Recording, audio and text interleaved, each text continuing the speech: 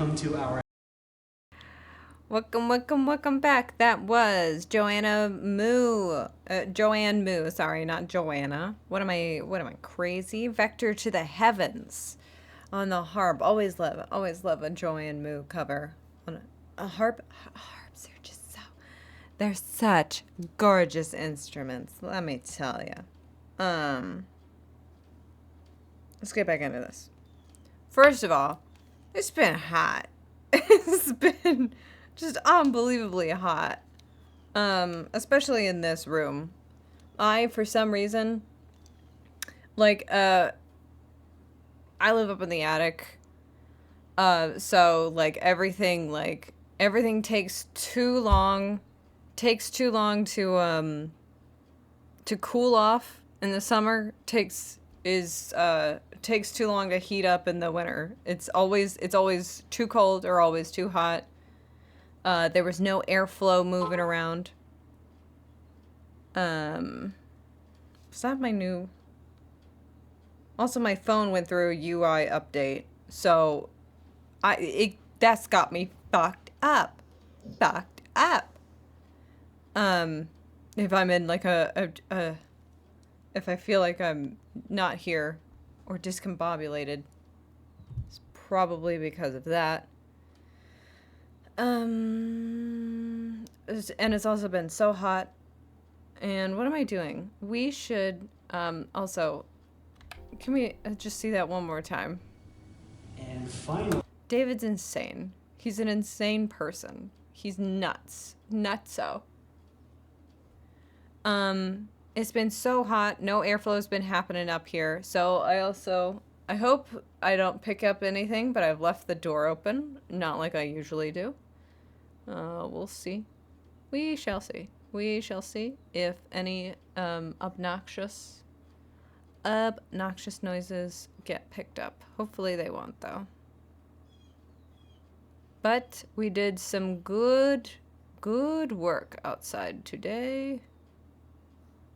Come on, give me some of this. Yes. There we go.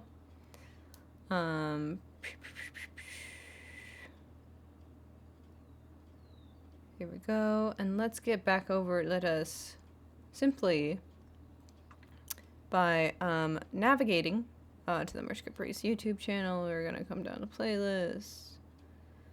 And Caprice 5, and we're going to pick up where we had left off, which was we had gotten to day 2, I remember. What is it? It's been like a week or so? Almost a week since we went live last time. Yes, it was just at the beginning of day 2. We had, it is my new UI on my phone. What's happening? Okay. Shut up. Why are you showing me this? Uh-oh. I also don't know how to put this on silent now. Help me. Ah, jeez, oh, jeez, oh, jeez, oh, jeez, oh, jeez, oh, jeez, oh, jeez, oh, jeez, oh, oh, jeez, oh, jeez, oh, jeez, oh, jeez, oh, jeez, oh, jeez, oh, jeez, oh.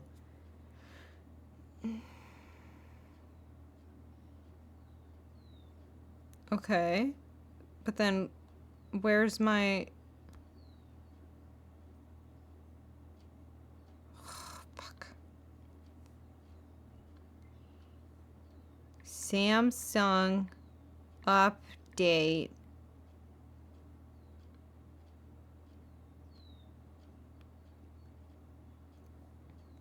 Swipe down.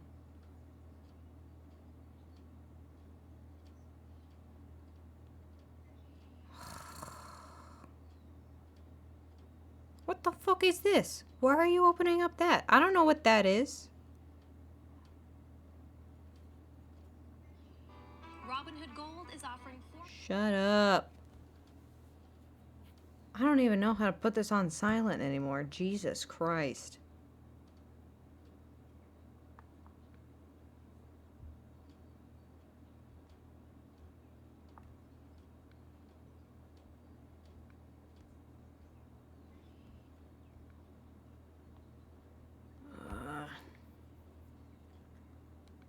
Samsung update silent.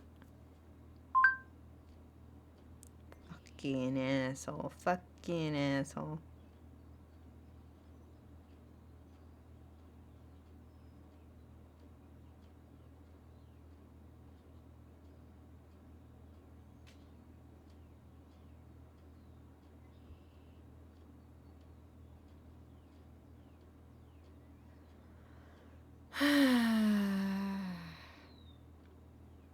Well, I'll need to look up a tutorial later. I don't want to care about it right now. But in my frustration, I will do this. This is what I bought the phone for. Bitch. But I'm excited to get into Yuki Angel's. Oh, she's always so cute. With her little, her art style is amazing. And to get in her tutorial discussion. I don't even know what this is. It's another one that I missed during the show, so I am excited to see what it is actually about. Finally. Welcome one and all to another video. Oh, but right, that's right. As soon before I get into that, I was also wanted to look up some, because the only thing that we have left to do is the finishing touches and also all of the camera work. But everybody's here. I need to find some curtains to put in the back there. Maybe we'll have to make some again. That's easy enough though.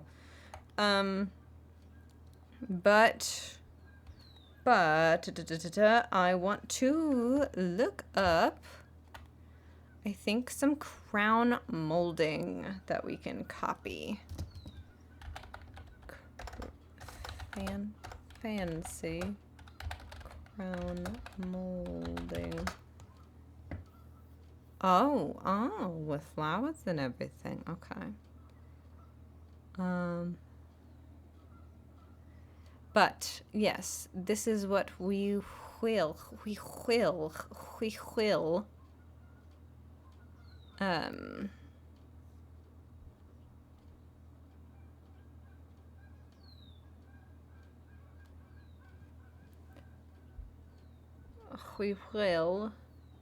look at. So, yes, this is really good because I can, I think, kind of copy that, especially if it's a side view, because that's what we're looking for, a side view mostly. So I will be perusing this while Yuki Angel begins. Video. I bring to you another Yap session, but today is a special video. This very video you're watching is part of March Caprice, a wonderful celebration week for the beloved Kingdom Hearts franchise. I'll be leaving more info in the description box below, but today I'm here to entertain you all on the most biggest, wondrous thoughts of what an artist has to think about when drawing hair. And not just any hair, but Kingdom Hearts hair. Now, you may be thinking, what in the gobbledygook does hair and Kingdom Hearts have in common? That's where I'm here to show you the new world of, well, art. First, I'm gonna wear the teacher's hat and explain a few things. So hair typically has no bones and therefore can be very free-willing and can be drawn in any way. The only thing that really controls it are gravity or air and, well, how you style the hair, I suppose. Hair, just like the rest of the body, does have a certain flow to it, so you can't just go full ham and draw it anyhow. And the last thing is that hair comes in layers and sections. Just like how we section our hair to wash it or put them in ponytails, so does the hair we draw. Dissecting hair into sections makes the hair more easy to understand and gives a nice feel of depth. Now with all that said, I want you to apply the guideline stuff to all the hairstyles you see in Kingdom Hearts. Now see, from the moment I started to draw fan art for Kingdom Hearts, I realized I've been fighting a tug of war with these characters. It's because of their hair. Man, I'm all here for character development, but why is the hair so out there? I get it, it does help the character with the design and everything, but man, give me some slack. Every time I want to draw them, I have to have like about 5 references of their head in different angles. Okay, now here you see a tier list of my grief and suffering. Many a nights I have stared at Ventus's hair and thought, what's wrong with my hands? What is that thing? Where does it grow from? And today, we're gonna talk about that specifically, and with an audience to boot. So what's not to like? So what's gonna happen is that I'll be going over the Organization 13 members' hair, all the trio's hair, and basically explain how to draw and how their hair should kind of sort of grow. And in the background, you'll be seeing me draw their hair in a chibi-fied form. Yeah. So we're burning daylight. Let's go. Now we begin with Xemnas. Okay, so out of the whole Xehanort squad, if I had to draw one of them, I would honestly have to draw the old Xehanort because he's bald and he has no hair. Okay, so back to Xemnas. Problem is, why is his hair like that? It's like he wanted a half up and half down and couldn't decide. And he just said, I'll just spike it up and call it a day. That's wrong and that's mean. Now, let's begin dissecting. Questions to think of. How long are the spikes on top of his head? We know that his hair is longer, but at which point does it start to smoothen down from the spikes to like just straight hair? There's a lot of singular spikes as well around the face area. At the very least, his hair is somewhat slicked back too. And with his hair, you kind of have like two main spots here. The top part where like you have the short spikes and then the long mane towards the back. Only thing is that the long part of the hair has a few going up on his shoulders too, and then those singing very mullet-esque. If it was like a sculptural mullet.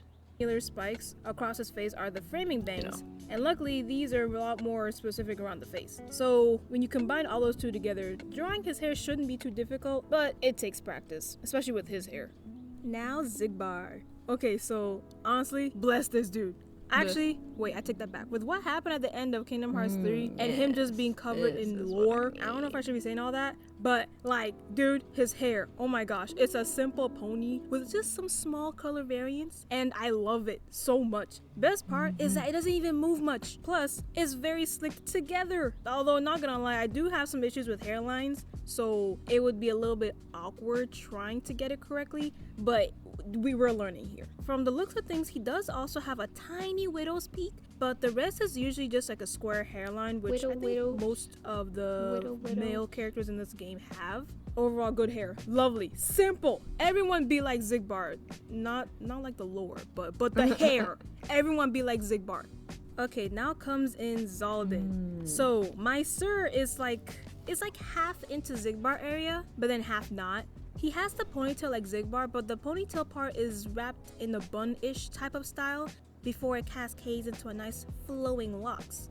Now see, his hairstyle is a bit tricky because you have to take into account his hairline, the sideburns, and then also how locks are styled into that ponytail. He doesn't have any bangs except for a few spikes, which I don't know how that works, but apparently it works. It's not really so hard, but you'd have to take into account how the ponytail is styled basically at the end of the day. I kind of like drawing dreads once in a while, so this would be an interesting challenge, but his sideburns would scare me so bad. It's like little cat whiskers. Yeah. Next up is the maddening scientist Vexen. Meow meow. So his hair is a bit tricky. The back is also kind of easy. Let me explain. So it's a simple, hair down type of thing, but then the front is kind of tricky because of the fact of how the bangs are. Because of the video, I was looking around, I was like, where do his bangs come from? Because usually bangs come from your hairline. But then when you look at it, them two little bangs, they come from like the center part of his head. Honestly, you really wouldn't notice till you looked at how the middle parting of the top of his head looks. It's actually kind of interesting. It kind of suits him though. Hojo. Hojo also has bangs. In comes the Earth Champion Lexaeus. Okay, so his hair would give me so much stress if I were to draw this dude. It's a mix of studying his hairline and hoping for the best, especially for the ends of his hair. Funny enough, it reminds me a lot of the Shadow Heartless, like the little antenna that they have, After looking at his hair, it's like curly slick back, but with the ends of the hair just sticking out free. If anything, the difficult part would be figuring out the head shape. Lexaeus has a strong profile feature in general. Like, I can't find much baby fat. And then also his features just scream, big boy adult. And then also the ends of his hair is another issue. I mean, it's curly-ish, but it's also kind of spiky. I was fighting it, as you can see. At that point, that's where I'd be struggling, and then I would turn on the quote-unquote hope for the best and wing it switch. And now in comes the moody but studious Zexion. He's he's adorably short like Roxas, and what would you know, he has the same hair issues as Roxas. Guys, the one thing about being an artist is that there's no way we can draw every spike. That's insane and that's crazy. What we actually do is draw as much spikes as we need to send the message that, hey, I'm drawing, insert character name here, home. So, with Zexion, we gotta pick out the spikes that make him recognizable. We know he has a regular short spiky downward hair at the back, but the front hair is a lot more longer than the back. It comes out in waves of spikes, kind of like a ficus plant. Now the trick all depends on how you draw him. Some spikes, like the ones at the top of his head, would be drawn out more if you were to draw him from like a top-down view. If it were from a front view, then you would be focusing on those long bangs and adding a few more spikes to the side to add volume. Honestly, I kind of wish I could give more concrete tips, but honestly, he's a hidden character that even I'm scared to draw. Now comes in the werewolf Syax, whatever. Anyway, as much as I love his cool self, his hair, sadly, is almost about the same as Zebna's. But, not gonna lie, I think it's a bit more easier to figure out and draw though. Only difficulties that I see here are his hairline, the tufts of fluffy spikes in the front, the back of his hair isn't so bad either, honestly, and yeah, I think that's about it actually. We have fluffy spikes that kind of sit at the top of his head, and then from the middle down we have straight hair going downwards. The funny thing about his hair is that the straight hair isn't really straight. It gives off more of a pinata hair, but with fluff, you know? Looking at his rendered version from like Kingdom Hearts 3, his hair just gives off the feel of more layers. I mean, if I had to draw him, I don't think it'd be too hard, but it would still be a bit of a challenge because of the top of his head and his hairline. All you'd have to do is like, you know, add small soft spikes on his head and then transition it over to like a more straighter, fluffy-ish type of hair in the back. In comes the amazing, the fire breather. Well, yeah, I mean, he's not really a fire breather, more like a fire bender. But, Axel. Now this man, whack. He goes right up there with Xemnas in the hair category. His hair, to conquer his hair, you honestly have to. His hair, whack. His clothes, whack. His foot stance, whack. Me? I'm tight as fuck. Break it down like I did with Zexion. At the start, we talked about the hair placement and sectioning, right? So technically, on any character that has a head, you can find the middle, bottom, and front part of the head, and by connection, the hair, if that makes sense. Now, if you look at Axel's hair, right, his spikes are in almost all directions. A quick glance will show you that all his spikes are basically gravity defying and go outward. But the one thing not to forget is that there's a lot of hair on that head, okay? Imagine you gotta draw that. You get to the head and you realize, hey yo, where and how does his hair begin? And now this, my friends, is where I show you my wisdom.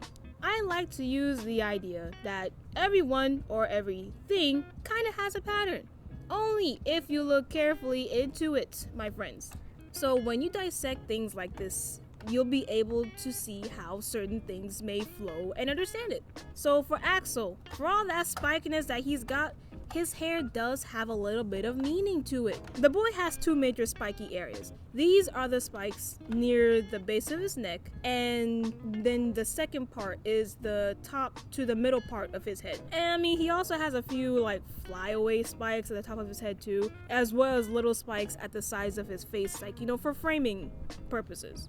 The spikes that are at the base of his neck are longer and are aimed towards the bottom. And then the middle part of his hair is like it's like a merging point for both of the top spikes and then the bottom spikes, the one that are near his base of his neck. And then the top part is just, it's spiked up, baby. That thing is shooting to the moon. If you know where the spikes are growing and how they're growing, you can kind of finesse it and get the result that you want. Alright, next up is our waterbender, Demix! My little happy boy. Demix is a sweetie. So, my boy, he rocks a mullet, and honestly, it's adorable. If you look up how to draw a mullet, I feel like honestly you're basically set. But the only changes you'd have to make is adding a little bit of hair strands that kind of peek over his face from like the hairline, and then also making the ends of his hair The ends of his hair are kind of like a parrot or a bird or a cockatoo. The trick to drawing that part is that you just gotta make his hair not so full at the end, but more sparse and a little bit more softish. Next we have our casino attendant, Luxord. Now, Luxord is another anatomy flag. His hair is close to his head, therefore the possibility of having an egghead is quite high, my friends. So his hair is simple but kind of tricky, I think. It's pretty flat, so you don't have to worry too much about spikes. And the way his hair is kind of reminds me of how you can have like short hair, but then you brush it towards the front of your face. So that means the ends and the spikes are like towards your hairline and the front of your face. That's because his model in Kingdom Hearts 3 and 2 kind of show which way his hair ends are facing. All parts of his hair just look to be brushed, upward towards his face, which in turn, like I said, gives him an interesting hairline. The thing I'd watch out for when drawing his hair is that, like I said, you don't need to draw every single spike or brushed up portion of his hair, but just enough here and there to show how his hair sits on his head. So then you would just basically do a couple spikes towards his hairline, just to show that it's not your regular brush down type short hair, but it's a brush up. Next up we have our petal throwing flower enthusiast Marluxia. Not gonna lie, this man, he's right up there with Xenos and Axel. I know that this man is a walking flower. Have you seen the stem of the scythe that he carries? Just like in math, formulas can be used in almost any mathematical equation. Just like how we dissected the case of Axel, so shall we do here with the case of Marluxia.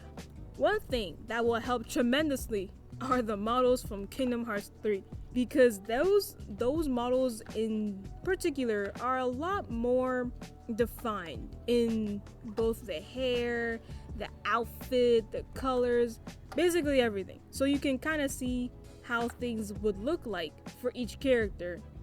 So from the looks of things, Guy just basically has fluffy, spiky hair to the max, with 2 heavily layered spikes framing his face as well as the bangs. The rest of his hair contains fluffy spikes that curl towards the bottom, giving it a nice little flare motion. Another thing to also remember is that these are kind of like feathered spikes. It quite frankly looks like someone just went ham at the ends of his hair and then just gave him random spikes. The top part of his hair also has a small parting too. What I would say is, remember the tip that I gave with Zexion, you don't have to draw every single spike, but just enough to give you the idea of how his hair should technically be like. For example, to start, you would want to focus on the spikes near the face and then start to work your way backward, because like I said, it depends on how you're drawing him. If you're drawing him from the front view, you would want to start with the spikes that really frame his face, and then you would start to work your way backwards, adding spikes here and there as you go. Because you don't want to add too much, or else it's gonna feel just too much hair. You would just add as you go, looking at your reference, thinking, okay, his hair probably look like this, look like that, and then that's how you just progress. Great music in this video too. Wow. And now for the finale of the Organization 13, we have the Lightning Nymph, Darcy. I love her. Oh my gosh, I love her so much. Her sassiness is amazing. Okay, back to the hair. Now luckily, she kind of has the same-ish hairstyle with Luxord. With that basically meaning the hair flat to the head, basically. So the main balance is just trying to figure out how flat to make her head, and then also comparing that to how much hair you want to give her on top of her head, because it's slick back hair. I mean, you're basically drawing the head at that point, like the whole head, circle head, but then you don't want to make it so flat that the hair does not look to be existing on the head. So it's just a whole balance at that point. Once again, I'd probably focus, like I said, more on head structure, and then add the hair as like a medium layer and then thicken it as I go down. Especially because by the base of her neck, her hair is just like, sticking out, kind of like a little birdie. Or actually no, kind of like Trinity from the Matrix. Yeah. Now, it's also not just the head structure you need to focus on. There's also the hairline. You know, you gotta be careful or you might just accidentally give her a 5-finger forehead. Other than that, it's not really so hard. And then you also have like 2 little antennae. It's like a little ribbon on her head. It's kind of cute, man. Well, the bigger the forehead, the more advertisement space there is to put all of your, you know, your sponsor stickers. All right, now that we have finished the Organization 13 crew members, we will now shift into the trio, the key bearers of light, the master keybladers, let's begin with the Destiny trio. Let's begin with Sora, my sweet child, my little baby who taught me the power of friendship. Literally, honestly, as cringy as it may sound. Alright, so I can narrow down that he has about 3 months. Hey, that's not cringy. So you follow so you follow the word of our Lord, Sora Kingdom Hearts? That's not cringy at all.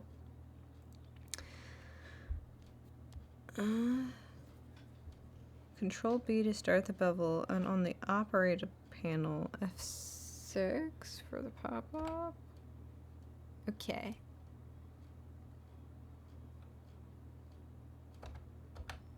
Okay, that's not doing anything.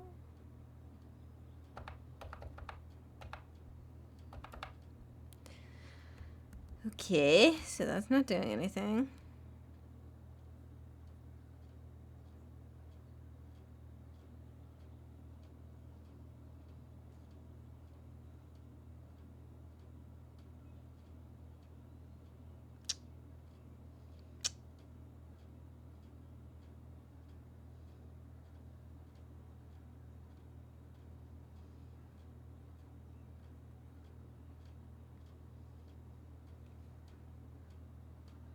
Okay, let's just do control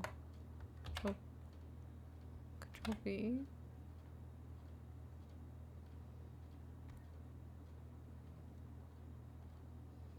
Oh, it's gotta be this. Option vertex of vertices. Yes. Okay, here we go. Ah, yes, here we go.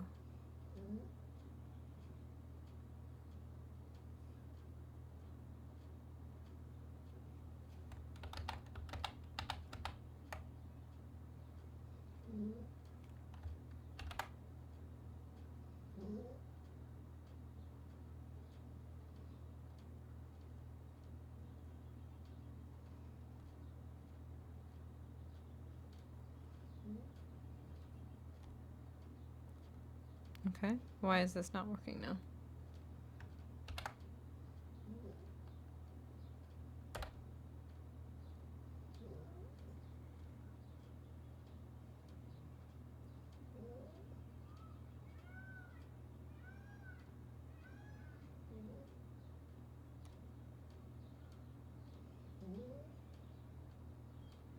Okay. Models throughout the series. One in Kingdom Hearts 1, I mean, you know, another one in Kingdom Hearts 2, and another one in Kingdom Hearts 3. This makes it easier to draw him because you can technically just, you know, pick the hair you want to draw, and then you just draw that version of Sora. So with Kingdom Hearts 1, funny thing is that Sora... Oh my god, is she gonna go through and like draw every single version of Sora's hair too? And every single version of Riku's hair? That's why we're only halfway through the video, even though she just did the entirety of freaking Organization 13. Definitely has the spiky hair. I'm saying Cloud Strife spiky. Reason why at first I had a hard time drawing him was because the spikes, I mean, look at them things, man. They can make anybody scared to draw that. But once again, we shall try to break it down formula style, you know what I'm saying? After looking around his head, well, the boy's head is built like a star, man. Like, have you seen the smile on that boy? It's kind of obvious. Anyway, he tends to have 3 sections of spikes. There's one that sits on top of his head, and a section that pokes to the left and to the right. I mean, there's also a few face framing spikes that kind of act also as bangs too. Interestingly enough, the back of his head isn't really as spiked, honestly. It's just like a small set of mini spikes that are kind of soft. and then they're just like outwards. They're not really anywhere, they just poke outwards. So a few tips that I can say are that the center of his hair grows not really straightly up, but rather has like a slight lean to the left of it. So like that big spike at top of his head, it doesn't go straight up. It goes like up and to the left. This helps with how and where to start drawing the spikes, because you can kind of see how his hair grows, and then from there you can draw the spikes accordingly. If you know how certain hair grows, you can add locks of hair without it looking awkward, because you're following how the hair naturally grows, so it shouldn't really look awkward. Another tip is that looking at his hair, it looks like the left side of his hair has a bit more spikes comparing to the right side of his head. So with that, you can kind of just like, you know, add a little bit more, make it look a little bit more busy in that part of his hair than the other side. Other than that, Godspeed. Dude, spikes, you'd think they would be easier to draw. You're basically just drawing triangles without the bottom half. And a lot more people wing it, like I do. Next, we have Kingdom Hearts 2 version of Sora. Basically, I think at this time, Sora realized that his hair was too long as a kid and had a shortcut. The one thing I like about this version of Sora is that comparing it to the Kingdom Hearts 1 version, you can see the evolution of Sora's hair. And the best part is that it looks like it's an actual person that's growing along with their hair. Because if you draw Kingdom Hearts 2 Sora's hair, and then you also draw Kingdom Hearts 1 Sora's hair, it's kind of similar. Only thing is that with Kingdom Hearts 2, Sora's hair is a lot more shorter. At the end of the day, in Kingdom Hearts 2, he still has the compass hair, but it's a lot more tamer-ish. If anything, I'd say that there is a bit more defined spikes around the face, you know, especially along the bangs area. So instead of having some spikes be bigger, you can just, you know, separate them and have them be more defined and more singularly spiky, I guess you could say. And now I bring in Kingdom Hearts 3 Sora. The evolution of Sora's hair is logical and it's pretty simple to understand. The growth of spikes are also about the same too. The spikes that are framing his face to how the spikes are falling on the sides of his face. Especially those three little spikes on his forehead, it has never changed. It's the signature that all the 3 different Soras have. The only thing that makes this all different is that in Kingdom Hearts 3, he no longer has that tall spike on his head. And it looks like the spikes he has in general have all kind of shrunken down. His hairstyle. Where were you the day the towers fell? Sora's central hair spike. And this version still has that fluffy spikes around, you know, the top of his head and especially the little back point of his head. And then you also have firm and skinnier spikes towards the front of his face. And now we begin. Let's introduce the one, the only Riku. My boy, my little pseudo Sasuke boy. Man, in Kingdom Hearts 1, that boy was dramatic. I mean, rightfully so, I don't blame him. But his hair was easy to draw. Let me tell you, I loved his hair. The boy does have his fair share of spikes, but it's actually towards the ends of his hair. So technically, you don't have to deal with that much of gravity in the situation. In his case, there isn't really a specific kind of shape or spike that tells you that, you know, hey, I'm Riku. It's literally the hairstyle only that will tell you that, hey, I'm Riku. Because the thing is, in my book, every character has a silhouette of how their hair should look like. And that silhouette or shape helps bring the idea of who you're drawing. Now see, Riku doesn't have any of that. I mean, he just has spikes at the bottom of his hair. And also a few layered spikes along the sides of his face. Now what I can say is that they're positioned in a flared out type of way. Oh, and I guess this also applies to Repliku as well. Alright. True. He's the very, like, arrow-like, I think. Like he's gonna come at you.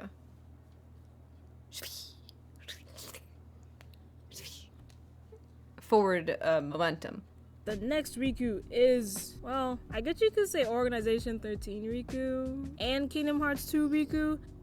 Once again, evolutionary hair places another star on the board, just like it did with Sora. There are many similarities between Kingdom Hearts 1 Riku and Kingdom Hearts 2 Riku. If anything, I do think that Kingdom Hearts 2 Riku, his hair, you know, is more grown out. A lot more hair, that's for sure. The spiky bangs fall more on his face, especially towards his eyes. giving it like a nice little curtain, you know. The side hair and bangs frame his face a lot more than it did in He's Kingdom Hearts shy. 1. So that means that the side of his hair has a little bit of layering and then also cradles his face. The back of his hair is about the same as well. It's just more longer and more flared out, and it's just also heavily layered with spikes. With layering, there's many ways to go about it. You can separate the top from the bottom so that the hair isn't so uniform and gives a feel of depth. In conclusion, Kingdom Hearts 1 Riku, shorter, not that much spikes. Kingdom Hearts 2 Riku has many layering, therefore more spikes. Alright, now Kingdom Hearts 3 Riku was the knight in shining armor that Kingdom Hearts 2 Riku wanted to be. I don't think there's that much of a big difference between Dream Drop Distance Riku. Thank you, Vodka. This is a good video. I'm learning so much about hair. And Kingdom Hearts 3 Riku. Only thing I can see that's kind of different is that it's honestly just a lot more And Yuki's such a good artist, too. Such a cute art style. Oh. Ooh. feathered. The regular spikes that you'd see in Tea. Kingdom Hearts 2 for his hair, I mean, it's still there. Some recognizable spikes Thank you. that Kingdom Hearts 3 Riku has would be like, you know, the spikes framing his face, and also his little flare situation in the back too. The main focus in this version is honestly just the feathered spike style. So in other words, his hair is like Kingdom Hearts 2, but there's just more spikes here and can be created by making those spikes in layers. Now in comes Kairi, the princess of princesses, ladies and gents, with the most simple hair, if I may add. Okay, so with Kingdom Hearts 1 Kairi, pretty simple. Just basically think up a regular straight hair, but it's cut up to the base of her head and then feathered upwards. I mean, the best example I could say with this is like, imagine 9S from Nier Automata. That's kind of how her hair is, although it's a little bit shorter in the front than it is with 9S. And from the front, she has a little left side parting and a few spikes forming her bangs, and then from that parting, it kind of just covers her eyes just a little bit. Her Oh my hair God. follows from that part in the front, which helps frame her On face top of on all either of the- sides. The back of her hair, Kairi on top of all of the other characters. like I mentioned before, is shorter, but looks to have, you know, a little bit of layers in it. In general, her hair is pretty simple. Kingdom That's what Hearts she 2 says. version of Kairi said, I want to be cool like Riku, you know? I want to fight for my friends too. I could do it. Now, let's take a look. The main difference here is the parting. While in Kingdom Hearts 1, she had hers on the left, this Kairi has hers on the right. The best thing here is, well, Bold move. Bold move to move your part. Year by year. My gosh. I remember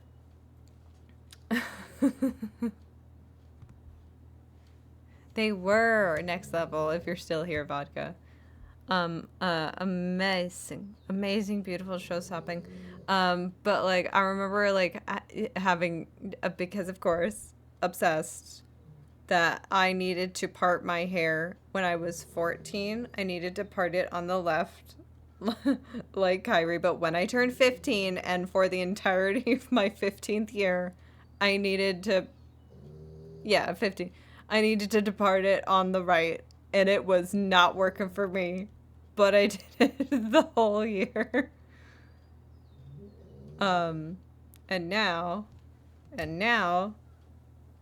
I got the millennial bald spot. Doink. Where I used to part my hair. That's always fun. hair evolution once again. The front part of her hair is basically like the longer version of Kingdom Hearts 1 version. The parting still makes bangs across her eyes, and the spikes that frame her face still falls in a similar way. Now the only changes are just how long her hair is along with how the ends of her hair is like. The length now extends to about her shoulder blades or so. As for her ends, they're more on the feathered side, meaning there isn't really a specific way how the ends of her hair should be. So you can kind of just finesse that part. I think it'd be okay. And now comes the piece de resistance. Kingdom Hearts 3 Kairi gave us a nice bob, but one that suits her Bob. adorably. So this hairdo is about an inch or so longer than Kingdom Hearts 1 Kairi's hair, but shorter than Kingdom Hearts 2's Kairi's hair. This version of Kairi doesn't have a parting for once. Now she just has a few set of fluffy bangs in the front. And then she has a few curved hair that frames her face.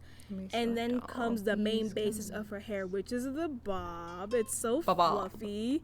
It starts on each side of her face and is, well, curved in like a bob. Yeah, it kind of keeps its shape, but it's also very fluffy and loose looking. Now, drawing bobs like this one isn't so hard, especially since the spikes are quite literally nice in the shape of a smooth. bob. To make it look more fluffy, you may want to use the method of layering to get the look of voluminous and plump. It's just a regular bob that's a little bit more on the loose side.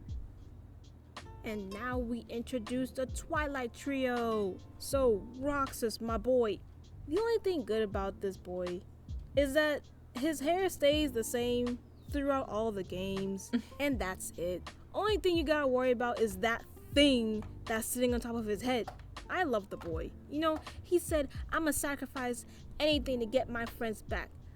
His hair is stressful. The back of his head is actually pretty flat, and the lower half of it kind of spikes downward, you know. The spikes also frame his face, but is more on the shorter side. And like, guy has like what, 3 like mini spikes on his forehead as bangs? Like Sora, go figure.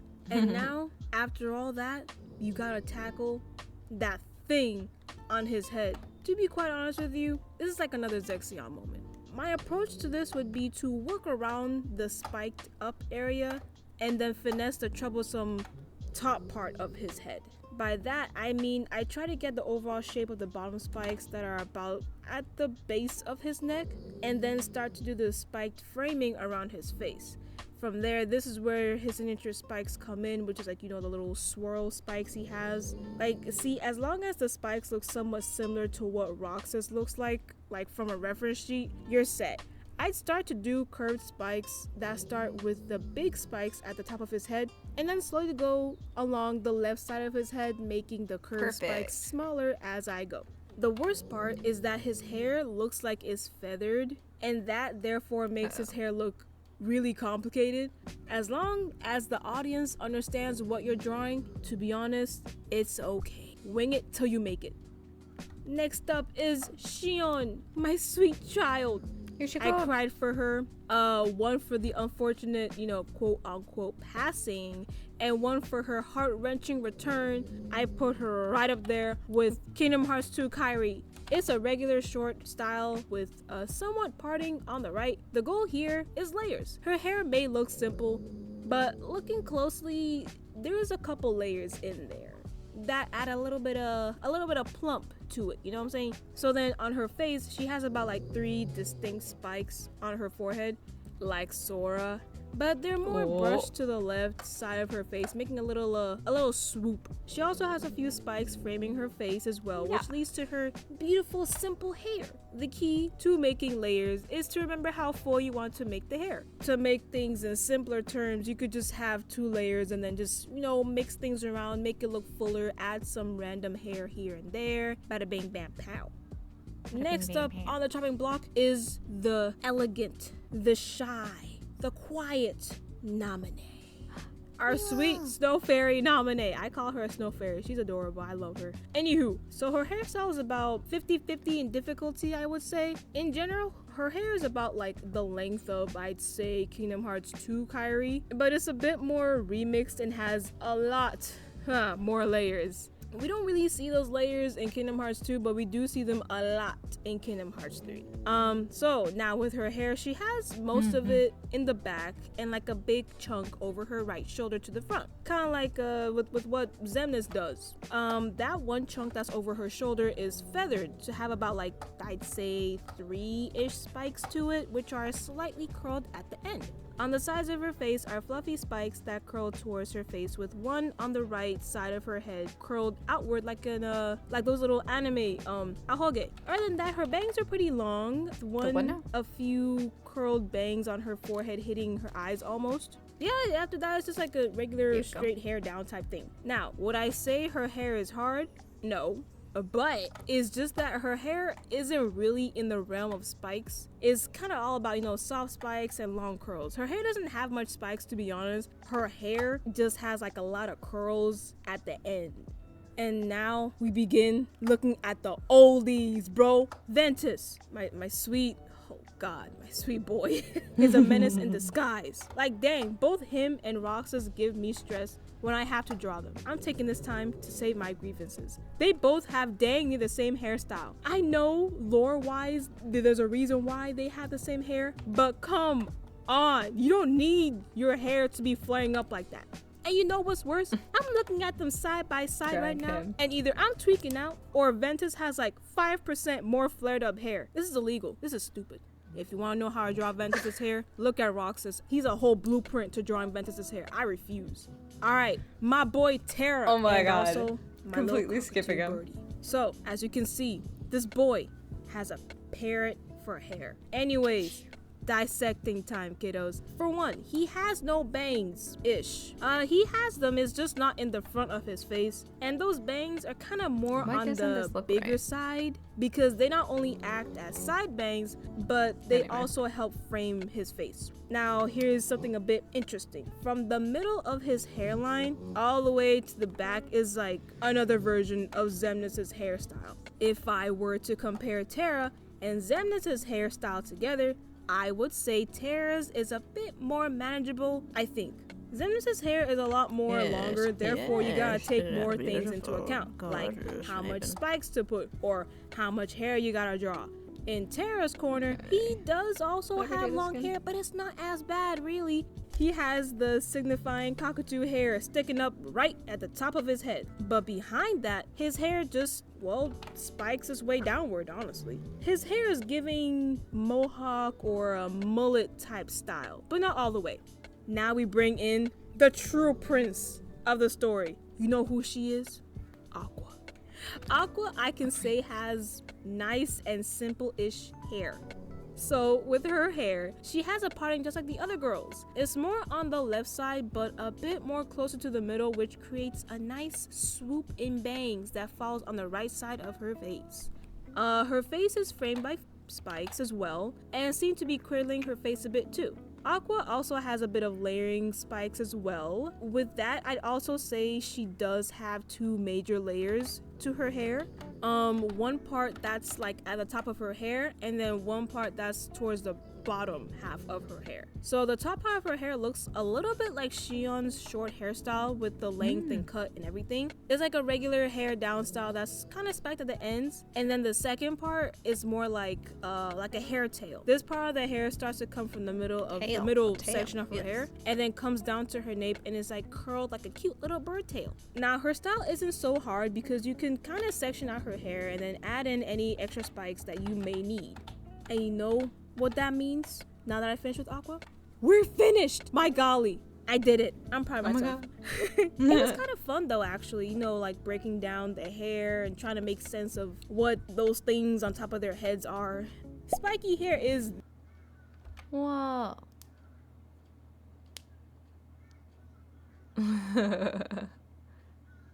Oh, cute. trying to make sense of what those things on top of their heads are. Yay. Spiky hair is the trait of the great Nomura, and I wouldn't have it any other way. But yeah, I do want to say a big thank you to the folks over at March Caprice for the opportunity. I've been meaning to rant about this, and now I can. Love you guys. You know, feel free to like and subscribe for more interesting videos. Farewell. I hope you all have a wonderful afternoon, morning, evening, midday, all that shenanigans. And I shall see you all the next time I can. May your heart forever be your guiding key. I feel great. Okay, bye. Yuki Angel, oh my god, so cute. Okay.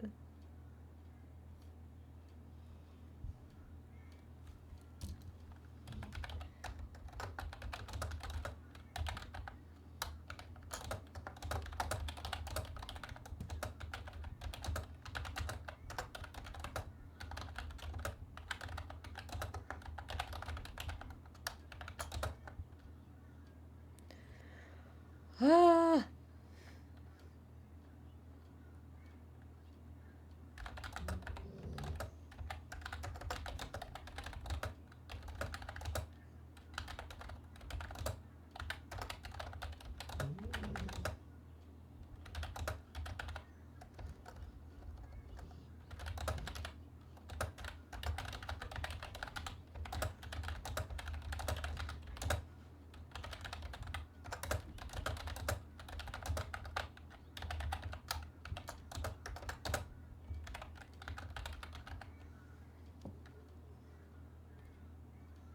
Can you really put it GIFs into a YouTube comment? I don't think that's how that works.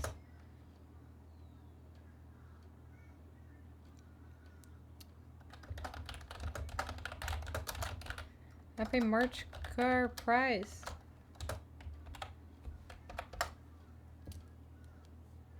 Very good, very good. Ah, loved this one. Yay. Okay. Bye. Bye-bye. Happy March Caprice. I need to turn this light on. Oh, sorry. You okay? Didn't get you, did I? There we go. Hi, sweet. Hi, sweet. Oh, this one was really good. I'm forgetting how to do something though. What? How do I do this but like good? Pretty sure it's screw, but then how do I do it? Right. I don't know. I forget. How did I do it? How did I do it before? I forget. You wanna come tell mommy how I forget? Ooh. Is your leg hurting you today? Did we do a lot of exercise? Oh, yes. You wanna come up here? Oh, gorgeous. What a good girl. Thank you. Thank you. Oh, yes. What a good girl. What a good girl. Good job, sweetest. You want to give me that belly? You want to give me that belly? How you doing? Hi, Junior. I see you. I see you, sweetest. Can you hear all the geese outside? How you doing today? Hmm? It's nice and cool now, huh? You feeling good? Good girl. Okay, what am I forgetting? How do I do this? How do I do this again? I forget. I forgot. Spiral. Where was that? It was It was on YouTube. It was.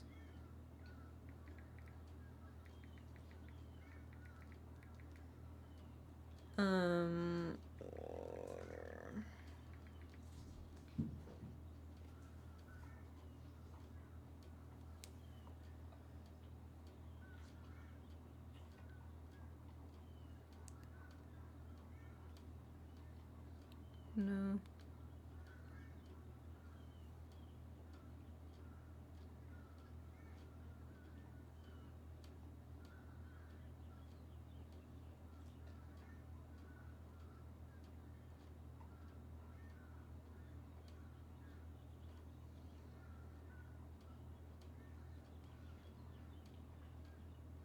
Hey Lance, how's it going? I'm looking up a quick tutorial. I forgot how to do this.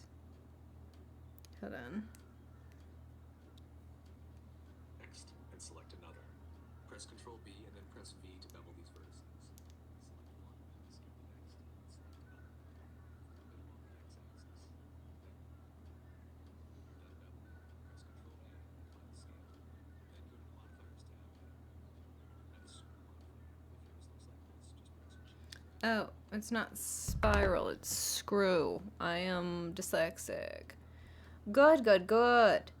I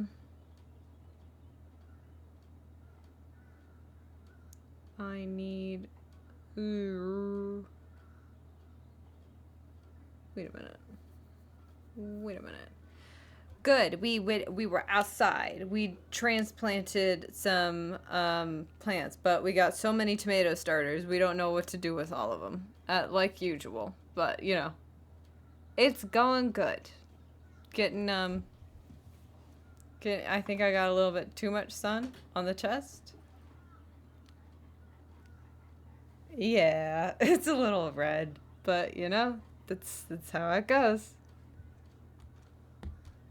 Now, wait a minute.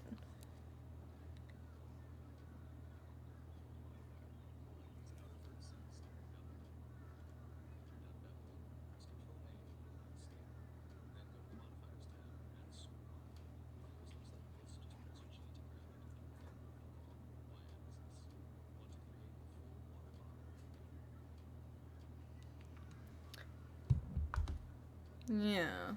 Yeah.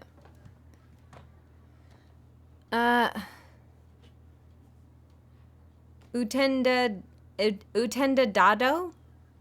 Is that how you say your name? Utenda Dado? Hello. Welcome, welcome. We do screw, and then we grab, and then, no, that's not how that works.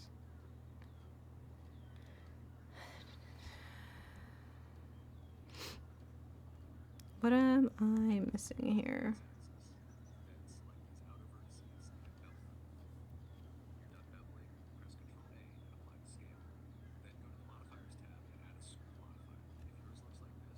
It's a screw modifier, yeah.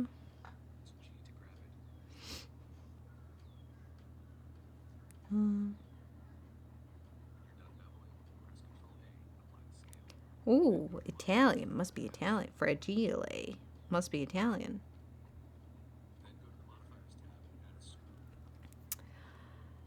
Did I pronounce it close enough, though? What's it mean, also? Happy Italian.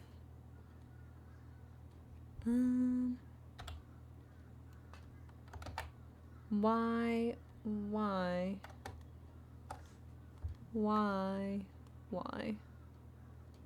Should I be in edit mode? Okay, yes, this is,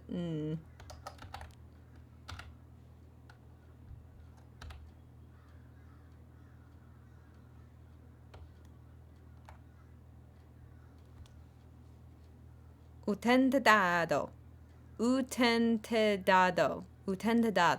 Okay. Well, nice to have you here. We're doing March Caprice stuff. Yes. Now that we got this going. We all know that Kingdom Hearts will in fact have an endpoint, but I think one thing fans are wondering is whether there will be anything that follows the conclusion of the main saga. And because Disney is one of the co-owners of the Kingdom Hearts series, there could be a chance that we do get something else outside of the main story. Not necessarily an entirely new story, but maybe some addendums that may keep the overall franchise going. So based on what we've observed with other famous franchises, perhaps the answer to the question, what happens when a saga ends, will be a bit more nuanced than expected for the Kingdom Hearts series. Welcome back, y'all. This is your girl, Empowered Muse, and today we're going to talk about what could happen after the end of the Kingdom Hearts series, and if there's even a possibility that Kingdom Hearts has an after the end addendum. So after Director Nomura's interview with Young Jump, in which he described his next arc of Kingdom Hearts, the Lost Master arc, as basically the beginning of the end of the series overall, I became curious about whether there could be the potential for other types of Kingdom Hearts media to take place, either as the video game series ends or even after. Cute. Well, I like your name, if that's anything.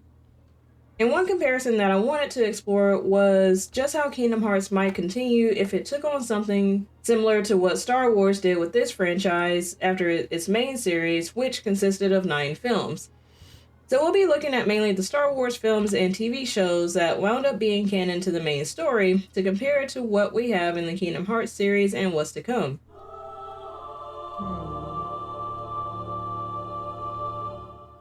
It's understood that the main saga of the Kingdom Hearts series is more than just the Dark Seeker saga. When we look at the Kingdom Hearts timeline chronologically, we can actually see that the Kingdom Hearts series has a prequel that's the Key Saga, which is Key, Unchained, Union Cross, Dark Road, and Missing Link, which is the upcoming title of the Key Saga. Then it has the original series that chronologically starts at Birth by Sleep, and then goes from Kingdom Hearts 1 all the way to Kingdom Hearts 3 Remind, which includes the non-numbered titles like Chain of Memories, Dream Drop Distance, Days, and on the video, not my microphone, correct? So I will Fragmentary. turn this down. And now it's in the midst of its sequel series where I included Melody of Memory. It will also Let me know include if that's Kingdom Hearts good. 4 and any game that comes after 4. So depending on just how the Lost Master arc is written, there's an opportunity for the sequel series era of Kingdom Hearts to really expand the story. Additionally, with the Lost Master arc bringing in elements and concepts from the prequel era of mainly Union Cross and Missing Link, I think the real apex of the Kingdom Hearts series will take place in this next arc. Especially because we're dealing with the Master of Masters, who has essentially been around since close to the beginning chronologically. And so I think we'll likely get our main resolution as it applies to the greater interactions of light and darkness, as well as Sora's ultimate fate in the Kingdom Hearts series and the Lost Master arc.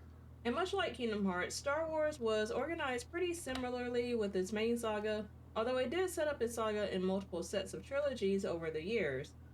So we basically see the original trilogy of episodes 4, 5, and 6 before we see the prequel trilogy of 1, 2, and 3.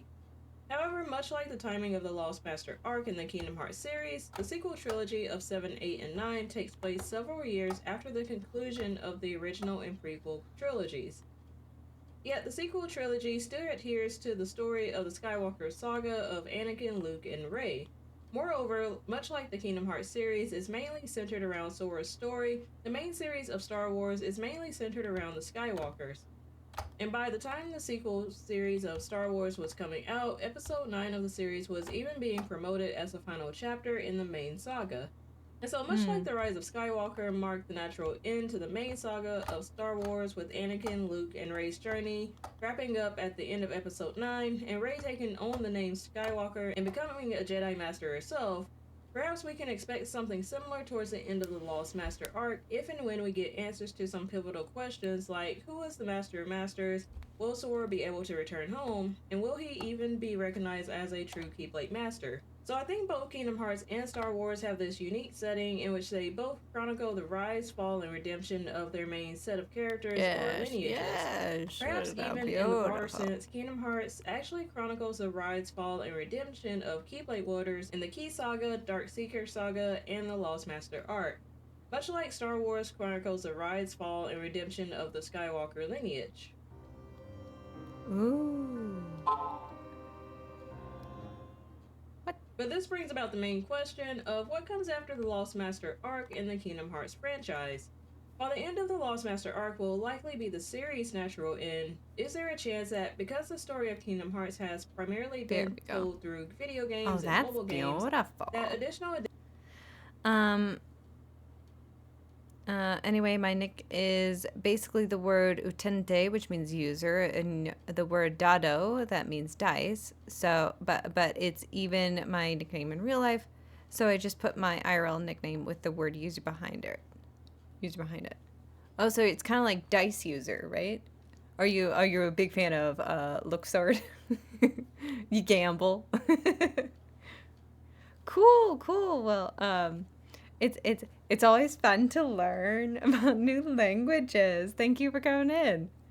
addendums or anthologies Hope you enjoy. told through other mediums. Of course, director Nomura hasn't addressed this at all, but if there is a chance that he's willing to sign off on certain expansions in partnership with Disney, then we might get a Kingdom Hearts expansion into other media forms like movies, television, or anime shows, or even additional manga series. And it could be the case that these expansions may or may not be canon to the original Kingdom Hearts story.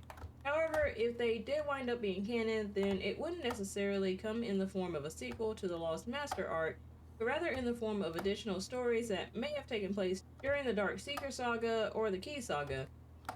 Perhaps a form of media that could explain what the Master of Masters was up to during Xehanort's rise in the Dark Seeker Saga. So with Star Wars, we've already seen this with Disney's Dungeons and Dragons. I mean, uh, are you a fan of Dungeons and Dragons? No hate, no hate. My frame of reference is always just Kingdom Hearts, of course. But cool.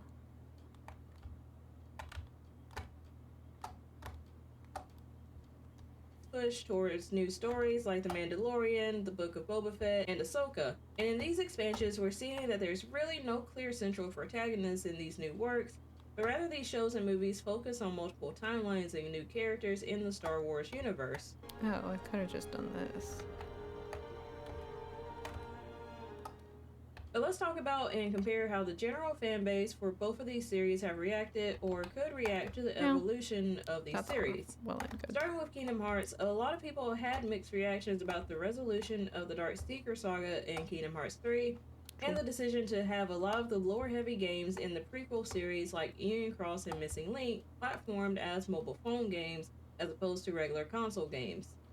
And while hindsight is showing to be 2020 and that more people have warmed up to Kingdom Hearts 3's story, I think there's still some trepidation over how the Lost Master arc will be, especially in relation to incorporating Disney worlds and stories into this new arc.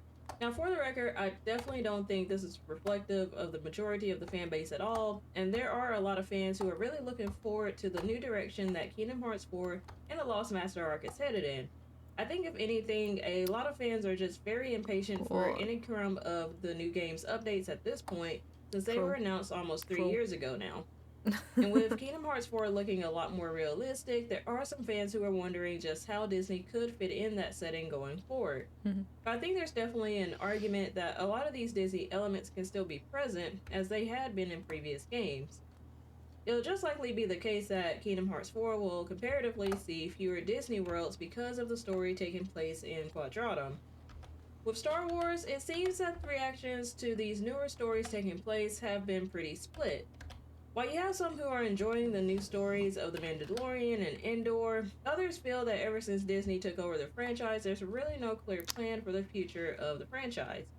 I joined all the tabletop RPG games like 5 years ago, and honestly, I like it. But after 2 to 3 years, I started to find D&D kind of boring and wanted to focus on other tabletop games like Vampires or Cyberpunk.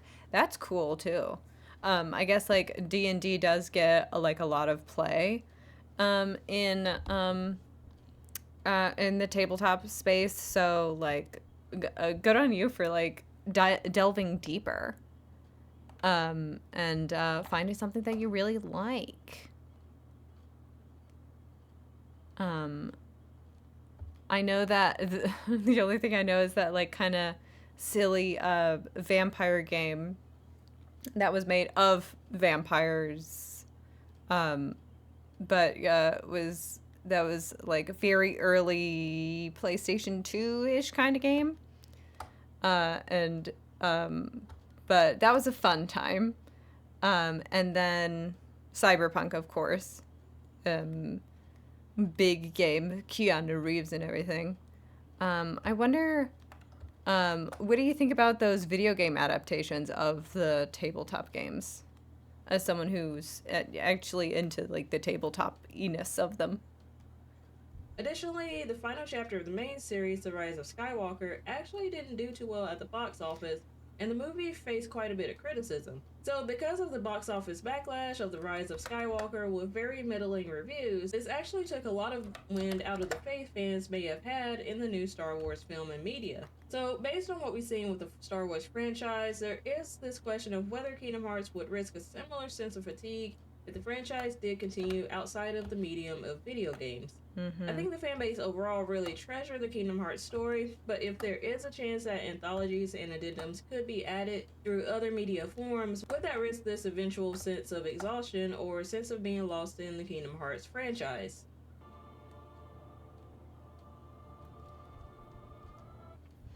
That's very serendipitous that we like had this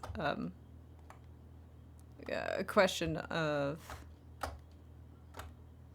translation and interpretation of games through different mediums as soon as like Empowered Muse says that. But like, yes, so she's making such good points.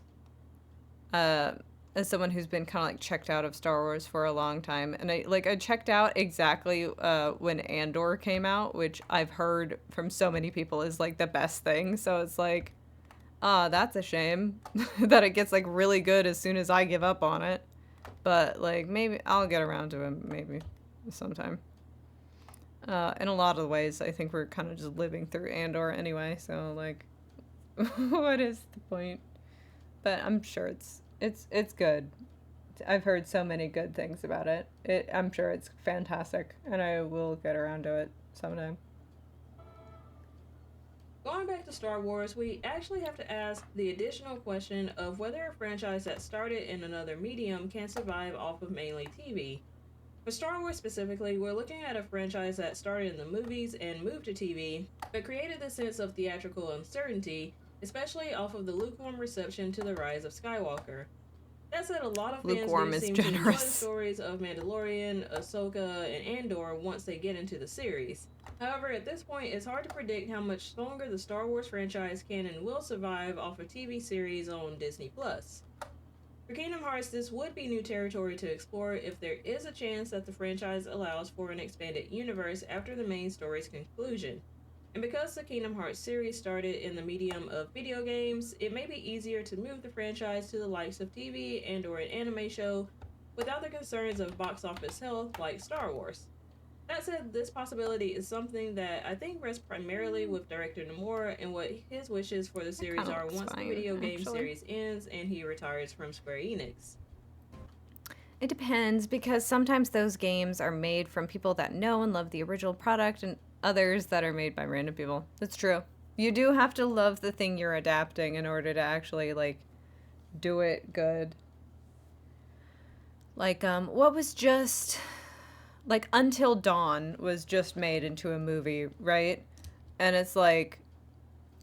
I haven't seen it myself. I like to talk a lot about what other people say about things. But, like it has, like, nothing about... It has nothing Until Dawn-y about it. Like, it's just another, like... movie where you go back in time and like die a bunch of times, and it's like, well, that's not what made Until Dawn like Until Dawn. If you just wanted to make like a stupid movie, a stupid horror movie, those are a dime a dozen, and they're always like financially successful because they usually don't have bigger budgets, and there is a huge, like, horror enthusiast fan base that goes and sees any horror movie. It doesn't matter what it is. It doesn't matter if it has, like, IP behind it or something. So why, like, take the opportunity of making an Until Dawn movie away? Even though, like, I think an Until Dawn movie is just kind of like a failed experiment to begin with, because the whole part of it is, like, the interactiveness of it. Unless you went and someone went like all out and made like an Until Dawn movie, and it was like, how many characters is there? Like 16, 6, 7? And they made like 7 different movies with 7 different outcomes and then released them to select theaters like all over the country. That would be like the only thing, but that would be insane. No one would ever do that. That is not going to be profitable at all. But, yeah. I think that's dumb. It's just dumb. People need to put me in charge of all and everything. And that's, I think, how things will be more successful.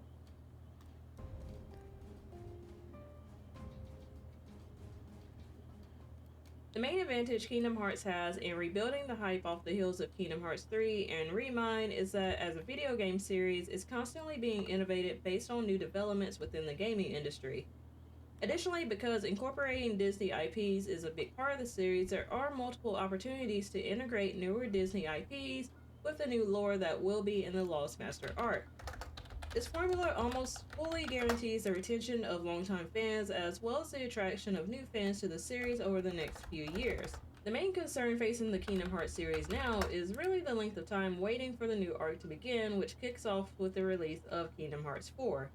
But if and when it comes time for the Kingdom Hearts franchise to move to other forms of media, there's definitely a chance that it will also have to face this balancing act of blending nostalgia with innovation, depending on the directions in which the new Yeah, sometimes they just use the names so people can say, yo, Until Dawn movie, let's go see it. And then it's Soulless Horror Movie number 274. Exactly. And that's exactly what they did. Like, do you think I'm stupid? Do you think I'm dumb? So many film executive, I think that, like, audiences just have, like, a word association thing that we just don't. And it's like, I'm not gonna have a Pavlovian response to, oh, Until Dawn movie. Me go see it. Me spend money. Take money. Take money. It's dumb. And they're dumb. And they shouldn't have the positions of power of entertainment that they do. Again, I should have it. newer forms of media would go. While I do think the Kingdom Hearts franchise would enjoy quite the novelty effect if it did in fact move to a medium like television, there would still be this feeling that certain legacy elements would have to be honored in order for these new forms of media to be considered successful. Mm-hmm. However, I do think this feature of balancing nostalgia with innovation is a bit more difficult with Star Wars just because the series has been around for almost 50 years. With Star Wars, there's the balance of honoring legacy elements such as Jedi lore and the Force while exploring uncharted territories in these newer shows. So while Star Wars has been able to keep up with the innovation, I think there is this concern to make sure the nostalgic piece isn't tampered with too much. When it comes to narrative cohesion, I do think that Kingdom Hearts is in a more vulnerable state than we're used to because it now has the task of aligning the Lost Master arc with established lore not only from the Darkseeker saga, but also from the Key saga. Moreover, because certain elements of the Key saga now appear to be especially pivotal to the Lost Master arc, I think there is a goal to make sure that the Lost Master arc can fully align with these established lore pieces without truly becoming a convoluted series. Additionally, there is the question of if Kingdom Hearts does in fact move on to mediums of TV and movies, then will other creators become involved with those projects outside of director Nomura? If it is the case that Kingdom Hearts moves into the TV or movie realm with an entirely new director, then that would bring about the concern of narrative cohesion throughout the franchise, especially if these projects become canon for the Kingdom Hearts series. Meanwhile, the growth of the Star Wars franchise brought forth multiple creators working on these different media projects, thus creating the bigger challenge of coordination in order to ensure that the franchise maintains a cohesive storyline across film and TV series. It might be the shift in the Star Wars franchise that factored into the more split reactions from fans over time. So while we don't really know if Kingdom Hearts will continue in some form after the main series conclusion, we do have some example of how that could look from the perspective of the Star Wars franchise. While I do think there is a fairly solid argument that would support the Kingdom Hearts franchise moving to other forms of media, whether those forms are canon to the main story or not would definitely rely on further conversations with director Nomura. And we see from the Star Wars franchise that there is both risk and reward in going beyond the main saga to explore additional narratives. As for the future of Kingdom Hearts and even Star Wars, the success of these new directions hinges on balancing respect for established lore with innovative storytelling that resonates with both existing fans and new audiences.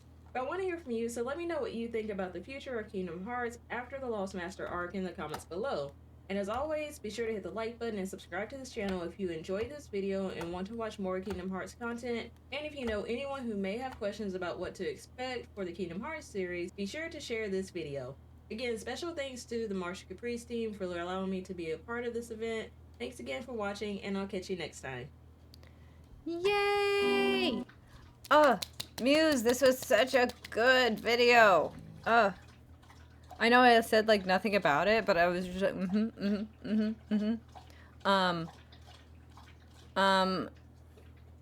it's just like, it's like, ooh, adaptations and stuff. It's just, it's such interesting stuff, but I also have nothing to add. She said it all.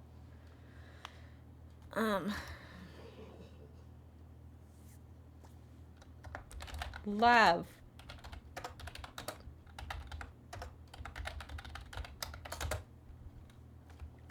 Love pink.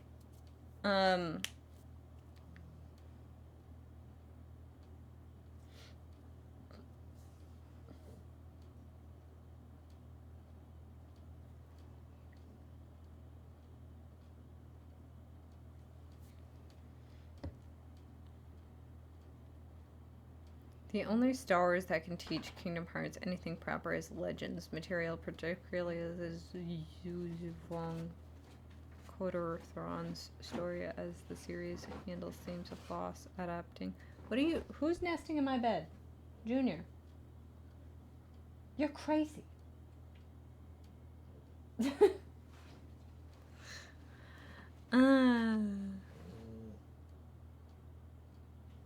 The big context stories tend to... Stop! Stop! Look! Are you even on camera? No. But you're crazy. You're crazy! My goodness. Okay. Oh, I look like a glowworm.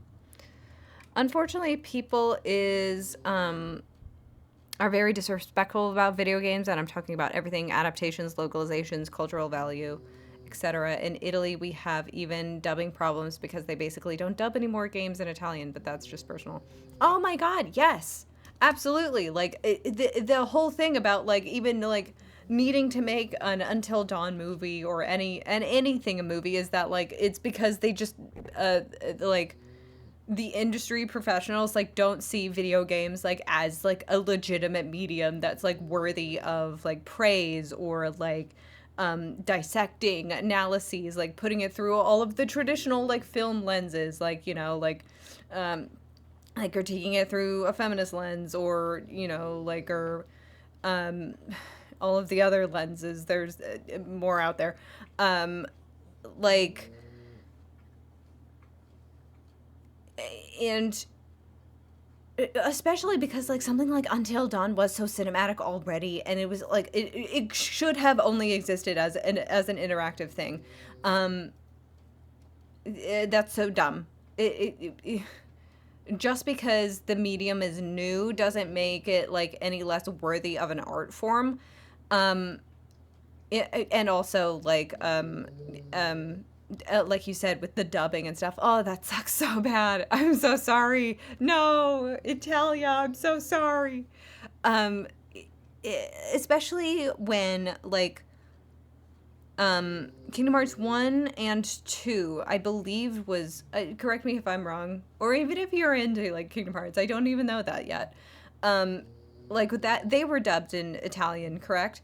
They were dubbed in like so many languages, right? It's not only the Japanese and the English dub, but also like Spanish, German. Like I took French in high school, and one of my like favorite ways to like practice my French homework was just to play the Kingdom Hearts cutscenes like in French, and it was like such a, because of course I knew them all backwards and forwards.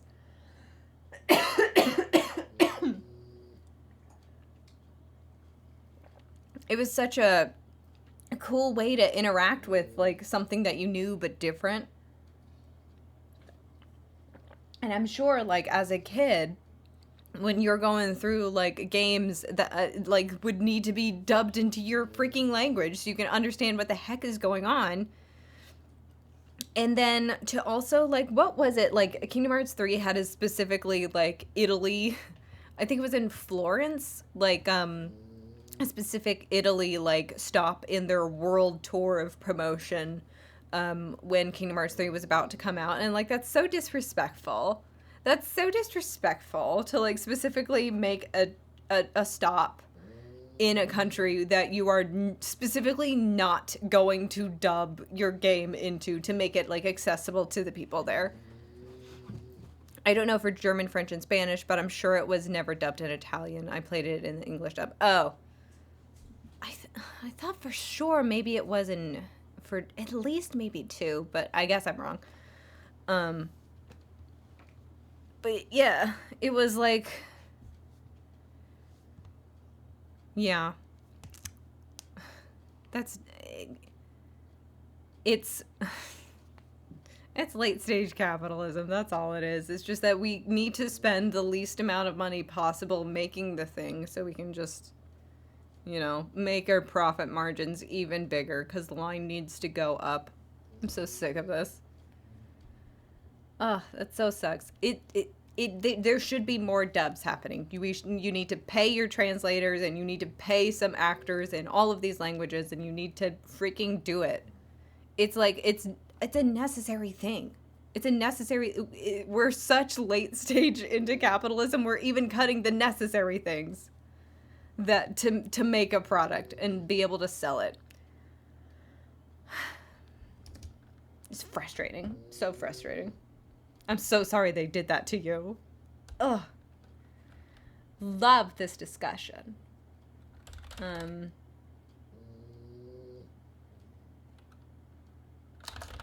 Another banger. Muse makes such good videos, and she makes them like all of the freaking time. I think she makes like 2 a week. That's insane. Or something like that. That's insane. And for them to all be good, that's even more insane. Another banger.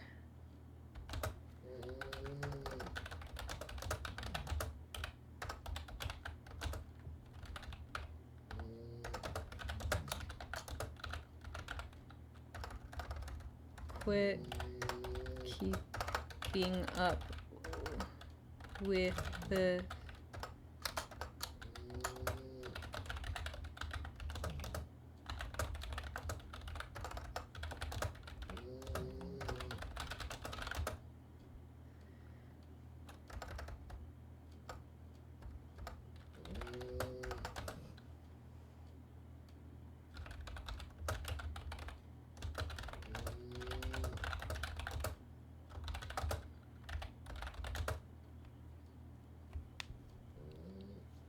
Is that how you spell quit? Jesus. Yeah, that's quit.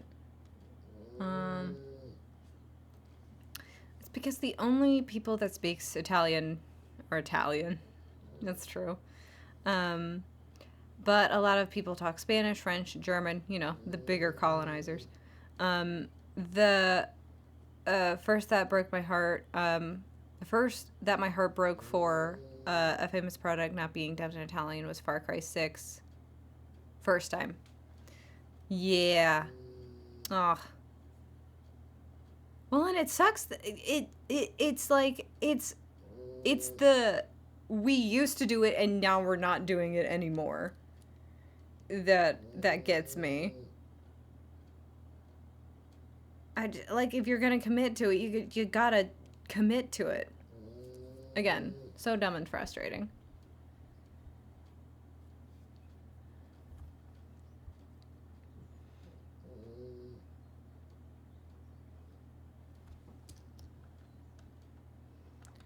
Could still keep true to its heart.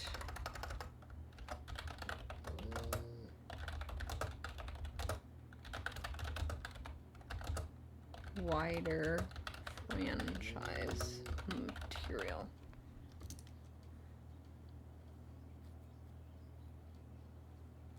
Yeah, especially for like the 6th installment. Like, you've been there for 5.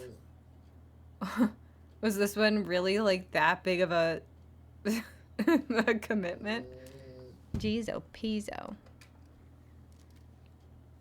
Cool. Okay. Muse, amazing video, amazing video. I think I might even need to watch it again. I don't think I like even absorbed all that there was that you said.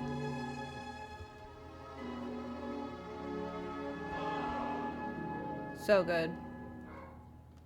Yeah, hit up Muse. She makes amazing videos like all of the time.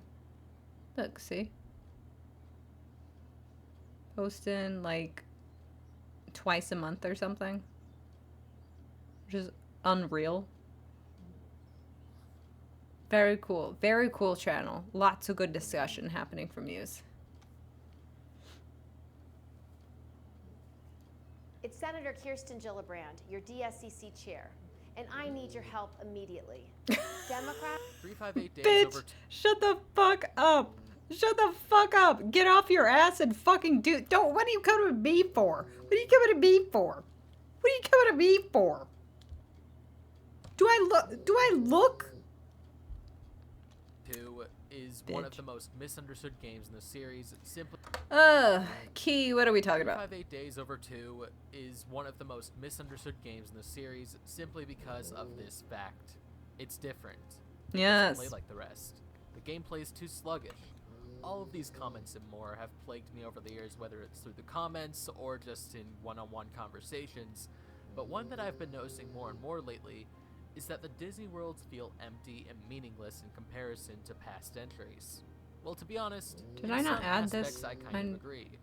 The worlds don't really have the same charm as their mainline counterparts, despite being only lower resolution versions of them. In a way, they almost feel lived in and explored, assuming you've already been playing the games in release order. But honestly, guys, that's kind of the point. This is going to sound a little silly, but you're meant to feel like you've already been here before, so that you're lulled into thinking that nothing has changed and that this is just another happy-go-lucky adventure through the Disney worlds with your Disney pals. Only, it's not that way at all. Okay. You might see this world line up and think, yeah, I've been to these places before, but the way you were progressing through it last time and the way you experience the world and interact with it now are completely different. The problem is that I'm a fan of Ubisoft video games or Far Cry and Assassin's Creed, and that honestly killed me inside. Isn't most of Assassin's Creed in freaking Italy anyway? You would make this severe disrespect to me and my family. I can't stand him. I'm sorry. I'm sorry that's happening to you.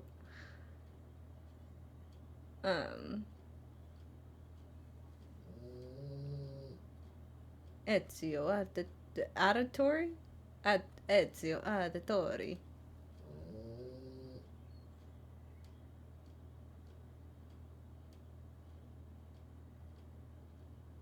Where the heck are my...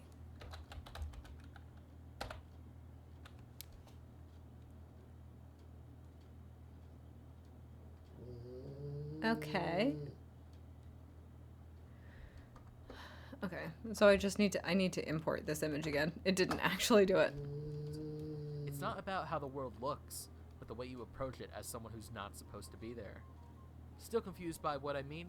Then allow me to take you through them all one by one and show you how Days did Disney differently. Here we go.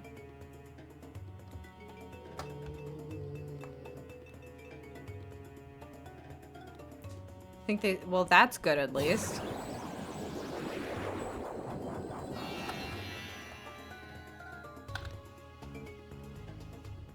After putting Roxas through a series of tests in Twilight Town for the first week or so, Xigbar takes us to our first new world. As you'll see in most first visits, we're ordered to take a look around the town and investigate points of interest. By the end of the mission, you come to the conclusion that the city was hit by some kind of sandstorm, as evident by the piles of sands in bizarre places, and the city itself looking like a construction zone. So we can surmise that between the time Sora was here with his crew in Kingdom Hearts 1 and now, something catastrophic must have happened. I love this method of visual storytelling, and it's something I wish we saw more in Right, Kingdom Hearts Ezio Auditore di Firenze. Sì. 2, similar to that part in the Land of Dragons where you go into the cave when the town is intact, and then when you come back out, it's completely... I've played maybe like, I meant to play them, but I played maybe like the first like 2 hours of Assassin's Creed 1. I mean, like, I know about it through cultural osmosis, of course, but, you know, actually playing it myself, maybe the first couple hours, I enjoy jumping from high places. That's always fun. burned to the ground. On our way to RTC, you can go one of two ways. You can go through the main entrance that divides the shopping area and the palace gates, or the top door that you can reach with some platforming. On your first playthrough, you will naturally go through the easier path, and Xigbar will point out that we're not alone, and it would be safer to take a different route. So after taking that second way, you'll observe Aladdin and Jasmine conversing, but only from afar, never interacting with them directly. They start talking about what's been going on with the town and all the sandstorms to kind of serve as a reconfirmation of what we already know. But did you notice it yet? The difference in approach? That plotline is kind of put on the back burner, however, since Roxas slips into a coma after this mission, and when he comes back, he's with Axel. And the two of them tail Pete through one of the worst missions in the game. But again, this is more of what we were seeing earlier. The difference between how Roxas and Sora approach the different worlds and characters. If this was Sora, he wouldn't just tail behind Pete in hopes of learning what he's up to. He'd just rush in and beat the truth out of him. On a different day, partnered with Xion, we do get around to kicking Pete's dump truck ass to the curb after exploring the Cave of Wonders all the way to the end. He didn't need to thirst after him that much. I think it's worth a shot, even though the first game aged not so well, but then it gets better. Cool. Yeah. I can't remember. I might have started with 2, or I don't know. I can't remember. And there's also so many of them. I'll eventually get to them, because they're, like, ooh, history. Ooh, costumes. And, like, the climbing around stuff is cool. No, I don't really have, because I played the Uncharted games, and like the most annoying part about that, I loved all the treasure stuff, loved all the climbing stuff, hated all the combat. I don't want to shoot people. I want to dig in the dirt and find artifacts.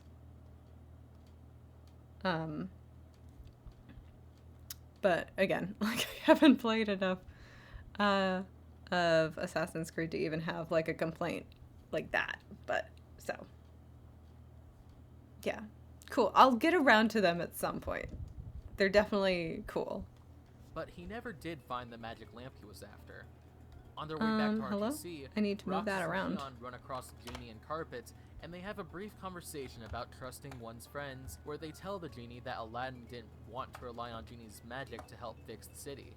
Despite this, however, Genie thinks he wouldn't mind if he at least got rid of the sandstorm for him, so with a flick of his wrist, he gets rid of it, opening up a new area for exploration in the world. When we return for a different day, the area outside the main gate is now accessible. I love when stuff like this happens in games, slowly unlocking new places to investigate, and it's especially interesting here because the area we unlocked is actually an area from Kingdom Hearts 2 that's just been buried under 100 feet of sand.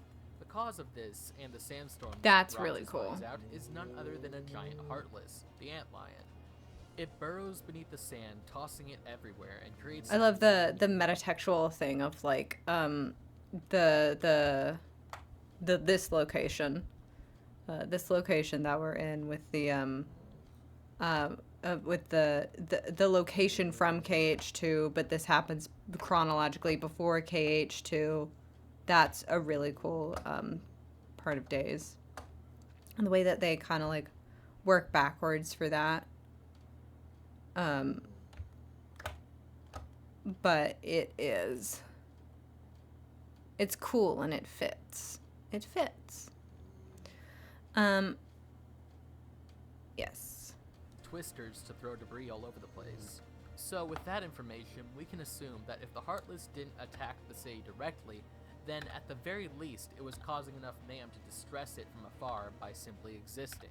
Agrabah was my least favorite world in Kingdom Hearts 1 and 2, so for it to be one of my favorites in this century really should say something about how good its plotline really is. The way the plotlines all carefully fall into place is just really satisfying to me. Hey, it's your dry skin. I need to seal in moisture. CeraVe hydrates up to 10 layers deep and delivers 3...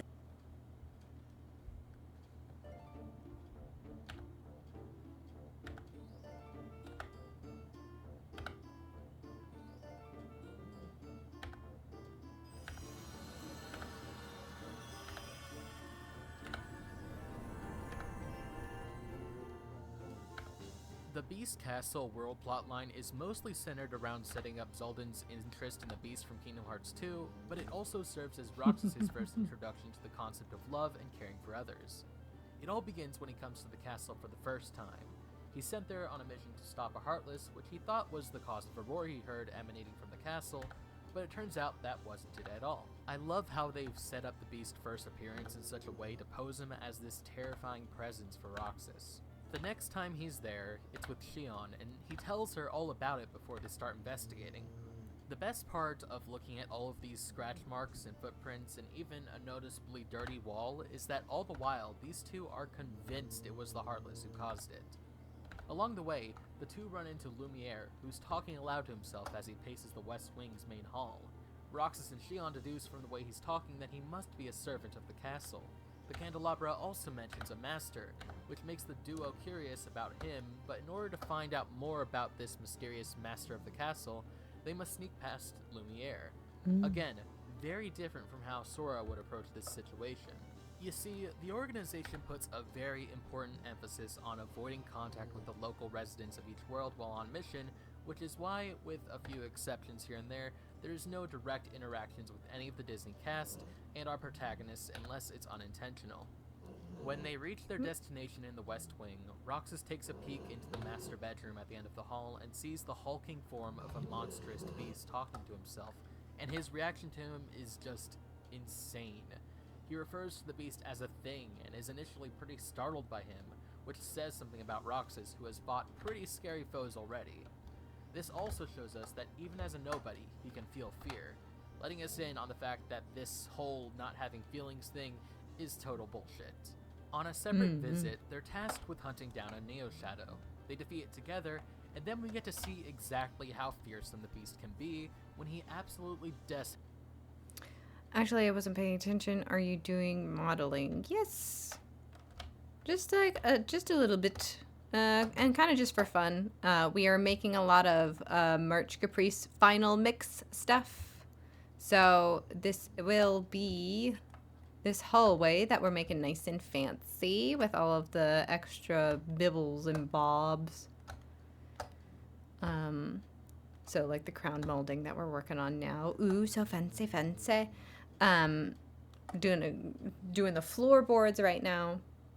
So this is like our art gallery for our artist showcase.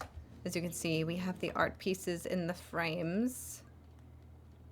Right, and we will eventually go like down the line and do a zoom in on them. As you know, we previously released the artist showcase live, so it will be over what we have previously recorded, but didn't have enough time to add all of the extra stuff to make it look like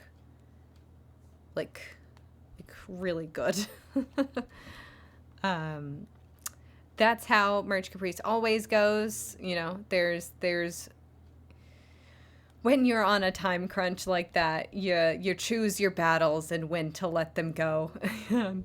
And this is what we kind of decided this year, that we were going to make a couple of final mix things of a couple of our showcases, just to make sure that everything's beautiful, polished, amazing, show-stopping, because we refuse to quit. You know, Merch Caprice might be over for the year, but it lives on in our hearts. You do just need to pick your poison. Like what they say in the industry, no movie, also no YouTube video, also no video game is ever finished. It is just released. So there are so many people who have like gone back and remade the same movie time and time again, trying to get it better. There are so many people who do like final mix stuff where they like add a director's cut or something, you know. So this is basically that. So yeah. Estimates 2 more Neo Shadows that spawned after the first was beaten. It's from this that the duo deduces that the beast is fighting the Heartless himself to defend his castle as well as all of its residents. This causes them to think about their own situation with Xemnas, because if the castle they lived in were attacked, it wouldn't be Xemnas who would defend it, but them. To me, this feels like a wake-up call for Roxas and Shion that helps them realize where they stand in the organization, which, as Roxas puts it, is kind of like servants to Xemnas. In more missions with both Shion and Zuld into the world, Roxas learns more and more about the castle and its residents, including the girl named Belle, who he is surprised to learn is actually human. While his attention seems to be on finding out what happened to the people who live there, Zaldin, however, is much more interested in finding out more about the Beast and corrupting him. He learns of the rose that the Beast seems to covet and tries to convince Roxas that the only reason the Beast is fighting the Heartless is to protect that. Roxas, on the other hand, believes it might be because he wants to protect the people staying in the castle, but can't quite figure out why he would. It's not until later on, when he goes to the world again to stop the giant Heartless known as the Infernal Engine, that he begins to understand it better. The Beast is beaten up pretty badly while trying to fight it himself, and when Roxas returns from defeating it, he pays witness to Belle coming out to take him into her arms. She shows such concern, such compassion for him. The Beast shows concern for her too, telling her to flee back into the castle before she tells him that the enemy is already gone. The two confess that they couldn't bear to see the other get hurt. Yes, the baseboard, must yes. protect his castle and the people in it. This confirms what Roxas already suspected. The Beast really was fighting to protect the people who live here, to protect her, because she is what matters most to him, not the rose. He just can't figure out why he did it. But then, as if on cue, Zaldin appears and tells Roxas about the feeling called love. It's an emotion that nobodies cannot feel, or at least that they're not supposed to, and he bitterly tells Roxas that the love between Belle and the Beast will eventually wither and die. Roxas doesn't fully believe him, and so with the help of a half-assed explanation from Axel, he kind of comes to his own conclusion that love is just fighting to protect what matters most to you. This lesson comes at the perfect time for him because of all the stuff happening with Shion at this time in the story, and he feels the need to protect her from this point on until the end of the story.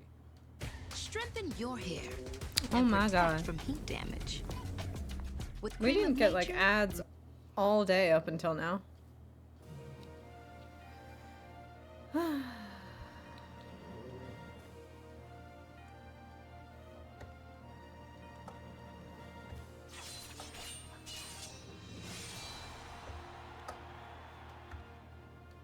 Olympus Coliseum, home of heroes and quite possibly one of the most impactful worlds to Sora's character development. So, how does it fare for his counterpart? Let's see. Zigbar and Roxas arrive in Olympus for a standard investigation mission. He tells Roxas that the organization Cool, is okay. always on the lookout for new potential recruits to help refill their ranks, when suddenly they're attacked by Heartless.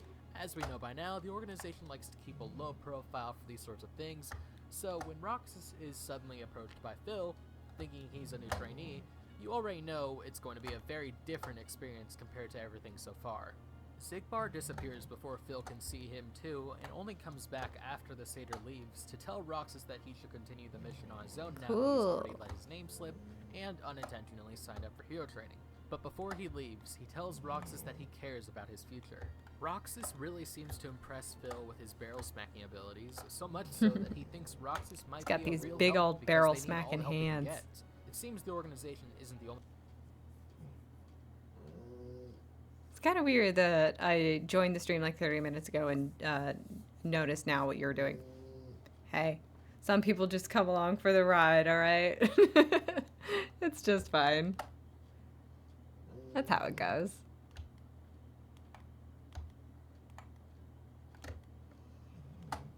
It's cool. Only one trying to recruit more staff, because Hercules has been wearing himself out playing in the games and fending off Heartless, which is nice to learn here since we see the result of that in Kingdom Hearts 2. He Yes, also tells Roxas it about the looks games, beautiful. and Roxas really wants to enter, but Phil thinks that while he shows promise, he's still not quite ready.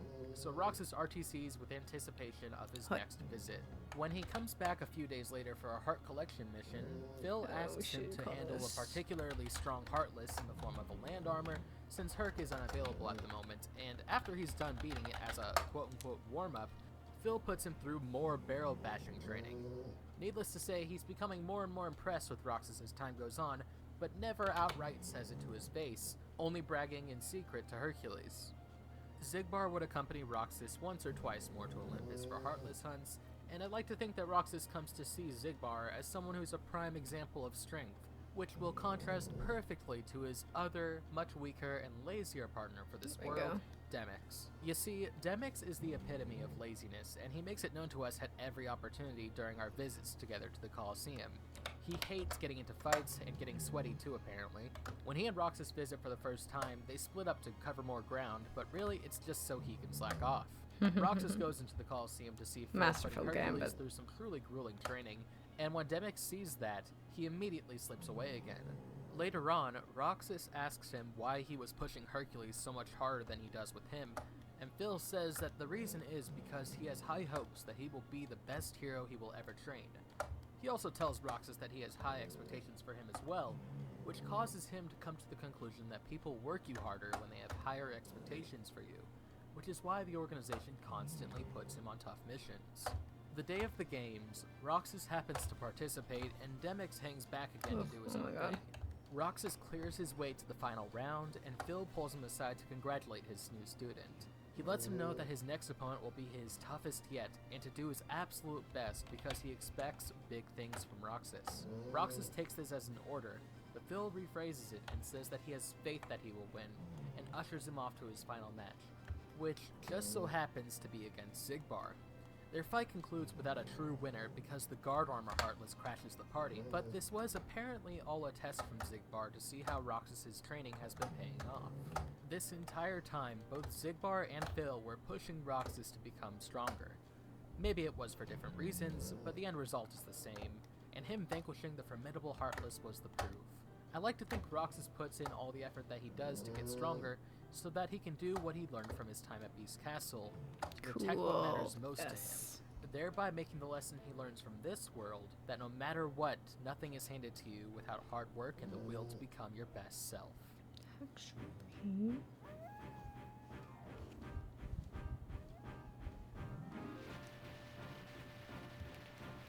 Oh, this world is fun. Especially in this game.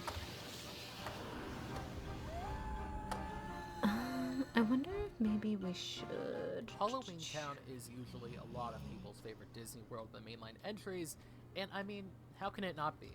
The Nightmare Before Christmas, along with its cast, is incredibly memorable and fun, Should we make this and the more way of it a was light incorporated pink? into the games prior to this one was pretty interesting, all things considered. This world is also pretty interesting mechanically speaking, since it's got some great world interactivity. But I must confess that this world is where our trend of Roxas learning a lesson sort of falls short. Let me explain. The Halloween Town visits follow a pattern every time you come here. Roxas always does his mission, gets a sorry if I'm being annoying. No, it's not. I'm 30. You know, like most Kingdom Hearts fans. We're getting up there. We're getting up there now. And now you say, oh wow, you look so good. I would have guessed not a day over 22. And I would say, oh my god, thank you. But you know.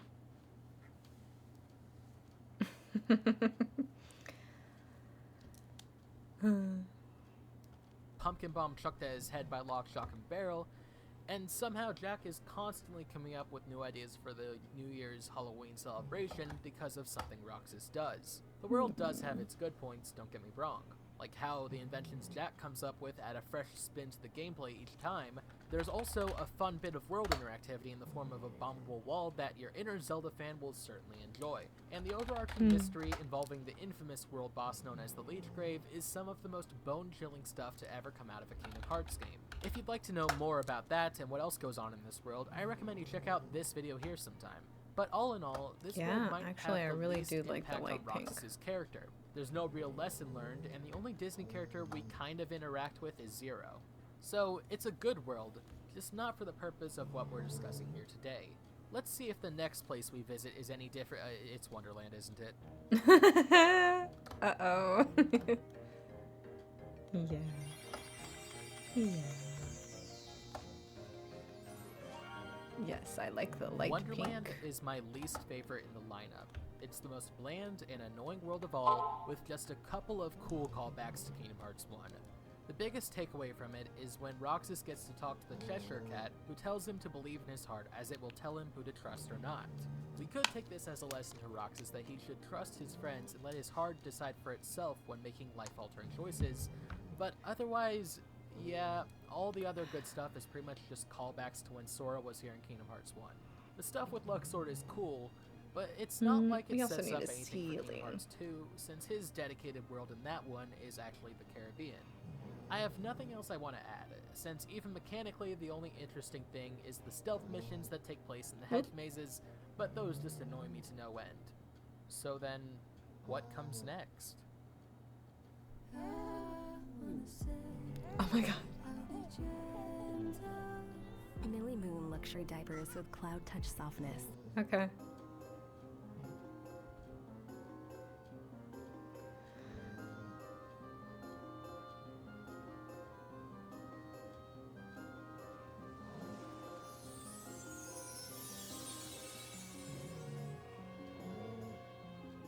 Neverland is the only world completely original to this game, with its own original score of music to accompany it.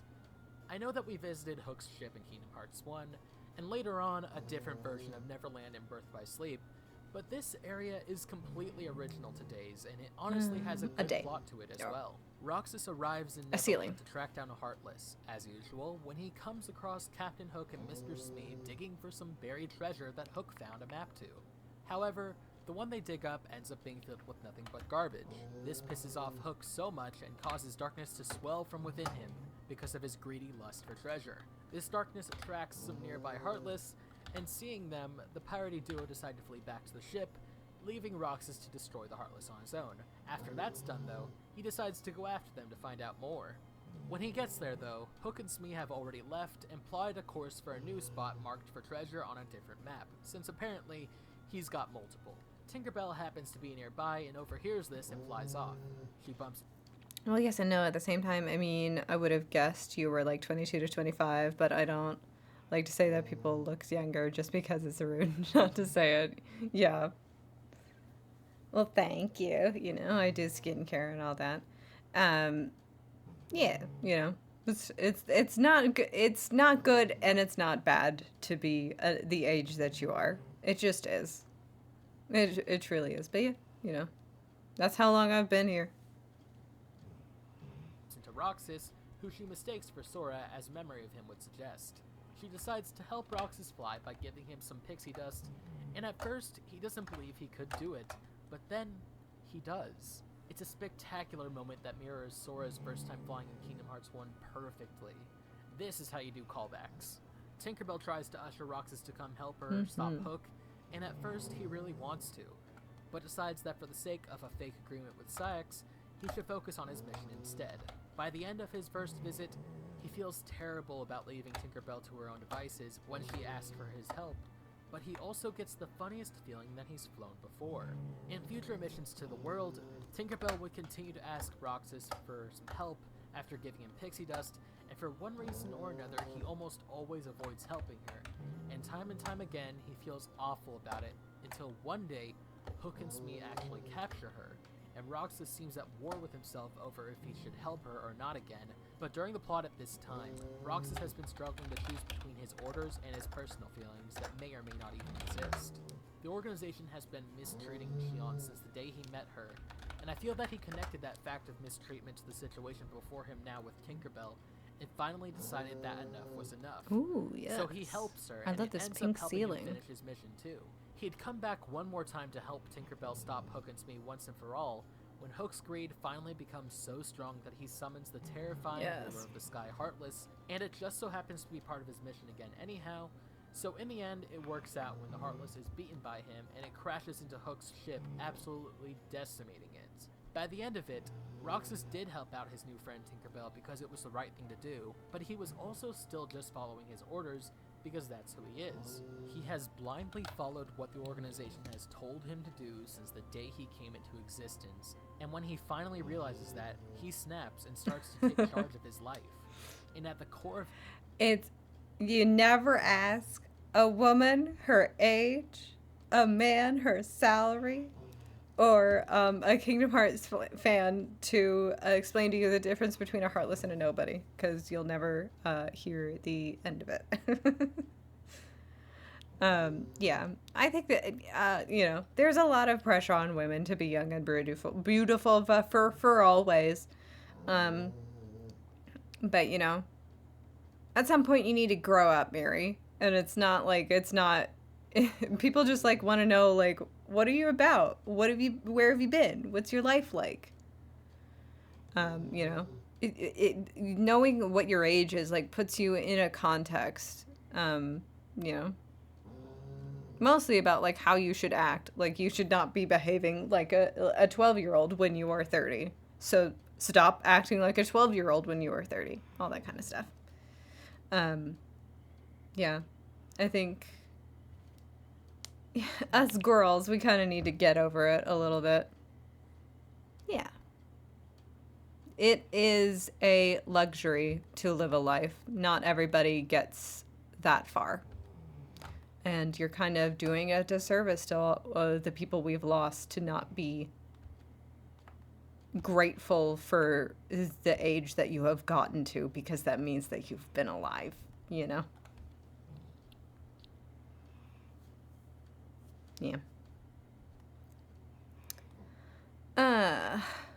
Oh, we are almost like perfectly getting to 9 o'clock. What else do we gotta do? We gotta do our camera movements, basically. We gotta find, I wonder if I can find that. How much do we have? We only have like 2 minutes left of this video. How about we just turn our attention? We'll close out. We are just, this is the finishing touches that we are doing on this. We just have to, it'll probably just be like tomorrow that we do all of the camera movements, put that curtain at the back of that hallway, and then this is done. This is like done. And then we can start moving on to like actually editing it. Editing the video, you know, all that stuff. Yeah. Yeah, so I'm going to make sure we save one last time, and then I'm going to switch this on over. I mean, I could respect if you don't want to say your age, especially on the internet, but tell me that you don't tell people your age. Not, it's rude to ask ladies your age. Yeah. Yeah. It's just passé, Mary. And like, not everyone who just like wants to like know you, who wants to like know a bit about your life, knows how they should approach you, because you know, you know, having an expectation of like how old you are and like how you should be behaving at that age,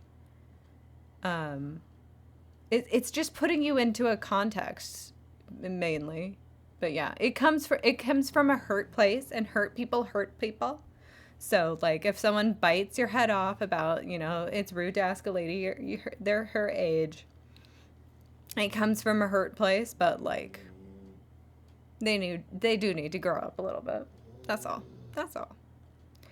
But this has been such a good video by Key. It's such a good, I admire Days people and their admiration of Days the game. Yeah. So let's finish it. Everything stands the reason for him existing at all. Can you feel Sora? Can you feel Sora? Diz, he could feel Sora. You see, at his core, a large part of who Roxas is, his personality, his feelings, and the way he treats others is because of Sora. From the very beginning, when we see these flashes of Sora's memories playing whenever Roxas or Xion sees Oh, I could even full screen this. That's Sora's heart getting excited. No, wait. I want to show the name. That's why. Because he just doesn't know these people. So when I say that Days handled the worlds differently, I mean just one thing. The organization is what prevented Roxas from having his own Disney Friends-filled adventure because he was told to avoid them at all costs. He is the villain, and he needs to be sneaky, be precise, and follow orders because that's what they need him to be. A weapon. If Sora's journey was about freedom, then Roxas's was about learning to achieve a freedom of his own. I hope you enjoyed hearing me ramble about Days once again. To tell you the truth, I felt like I was kind of retreading a lot of the same territory in this video as I did my last one, and that's mostly because I began writing them at the exact same time, but more than anything, I just hope that I got my message across correctly. Happy March Caprice, everyone. I've been Key, and I'll see you all next time. Peace. Key, such a good video. Such a good video.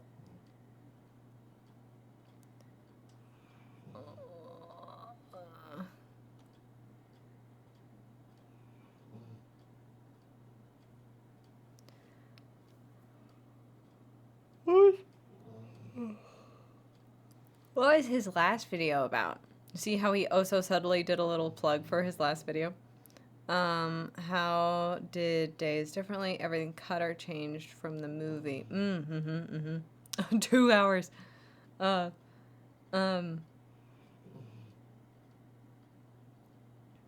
Yeah, so go check out Key's stuff. Making good videos. Good videos. Look at them. Look at them all. There they are.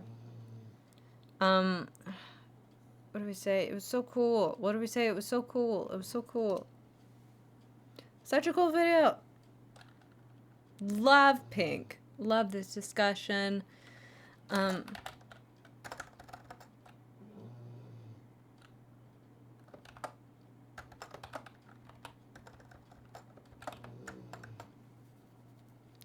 Can't say the same. I can't say love this video just every time. Love Pink.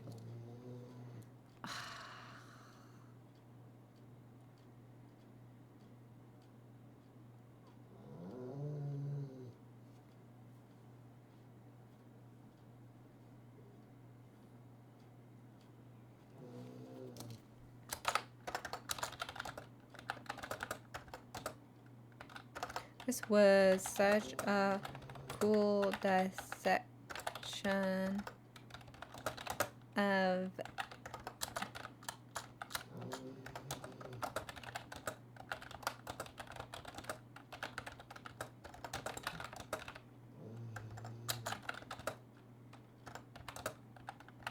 especially the details,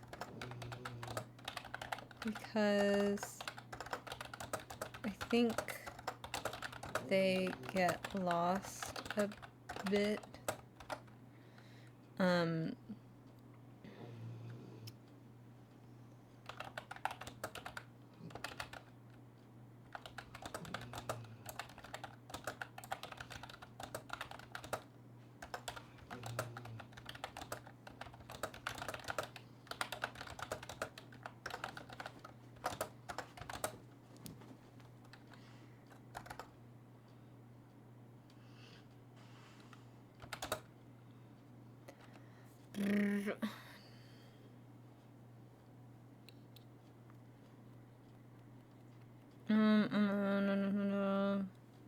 Come on.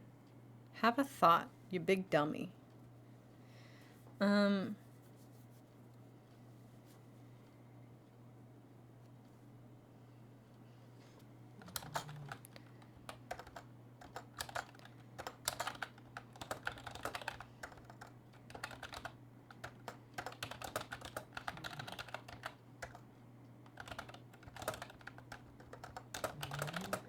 Disney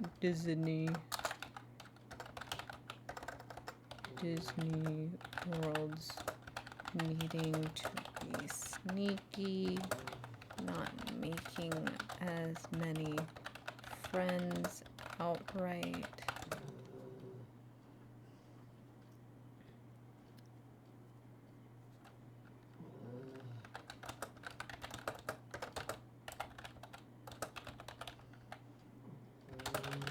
Thank you for this. Happy March. Ooh, is that lightning? Happy March Caprice. Yay, okay. We've made a comment. Hopefully it makes even kind of a little bit of sense. But such a good video. Just like, nodding along the whole time.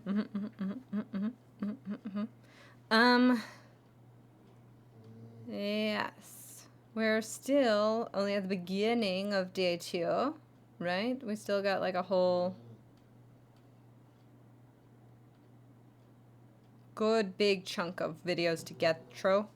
But I have a question. I'm assuming you are from an English-speaking country without being specific, so I can't make mistakes. Did you ever try to watch some YouTube videos in other languages with subtitles?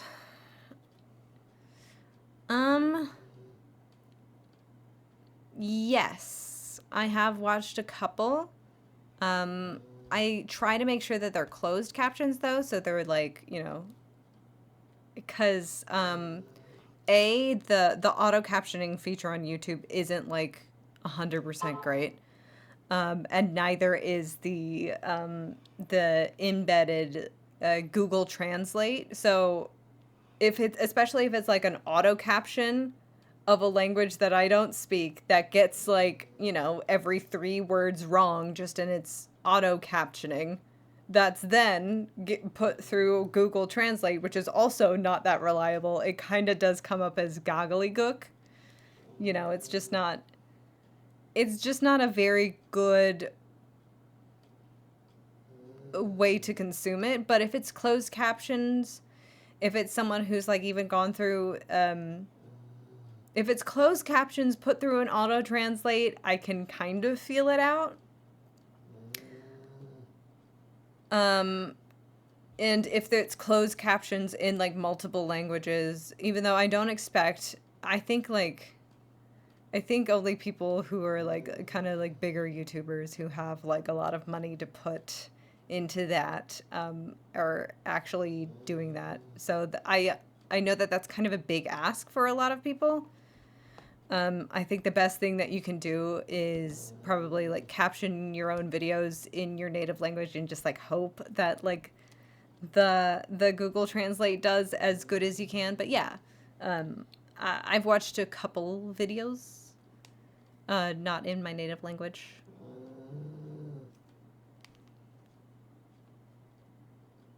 Yeah. I am American, by the way.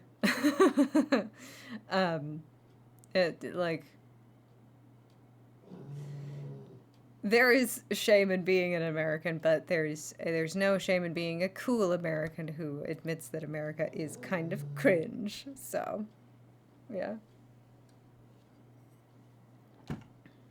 Hopefully, I'm cool enough to be a cool enough American.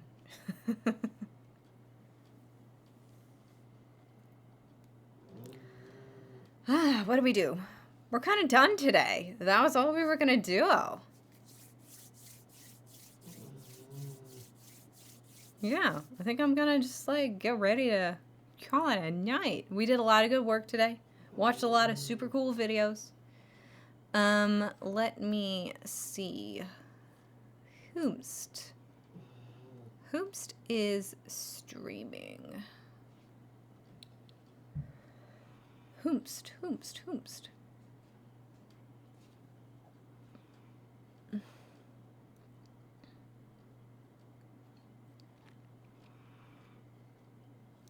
Oh my god, Radiant Gardeners are... Oh, Brandon Glovich.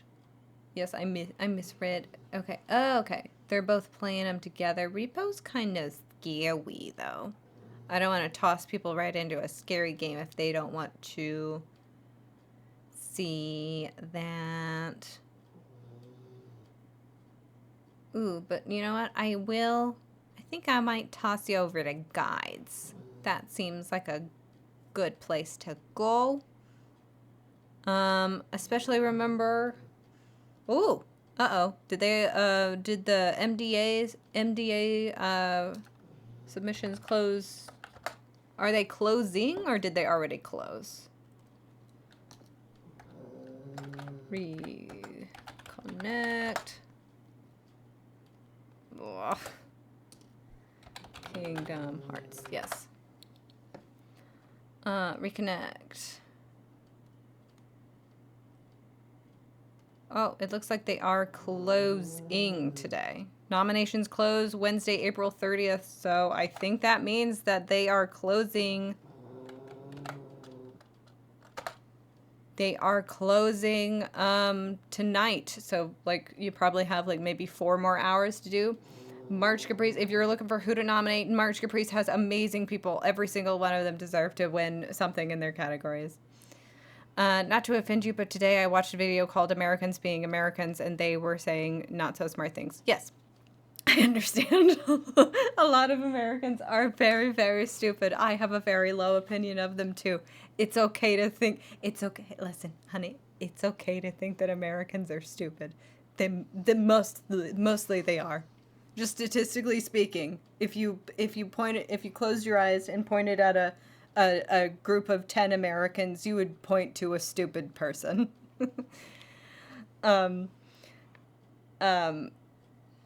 Most likely, just statistically speaking.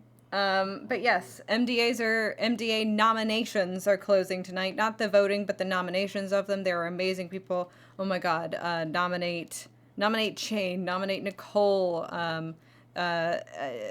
nominate Daybreak, nominate Esper, nominate all, like, especially like people on the March Caprice staff. Like, from experience, they're just amazing people to work with, and the work that they do is like so perfect and beautiful, amazing. Nominate I think a lot of has PJ won before? Yeah, Pat's already won, so don't nominate Pat, but nominate PJ. They gotta do a podcast together. Nominate them for that, right? It's anything released over the last 2 years. You can nominate somebody for. So, like, amazing and beautiful people on the March Caprice staff, amazing, beautiful people in March Caprice as participants, all over the community, really. Yeah. So that's that, and I will shoot you over to guides. So if you have any more questions about Reconnect or about the MDAs, you can you can shoot him all of those questions. But let me get you over there and we can call it a night.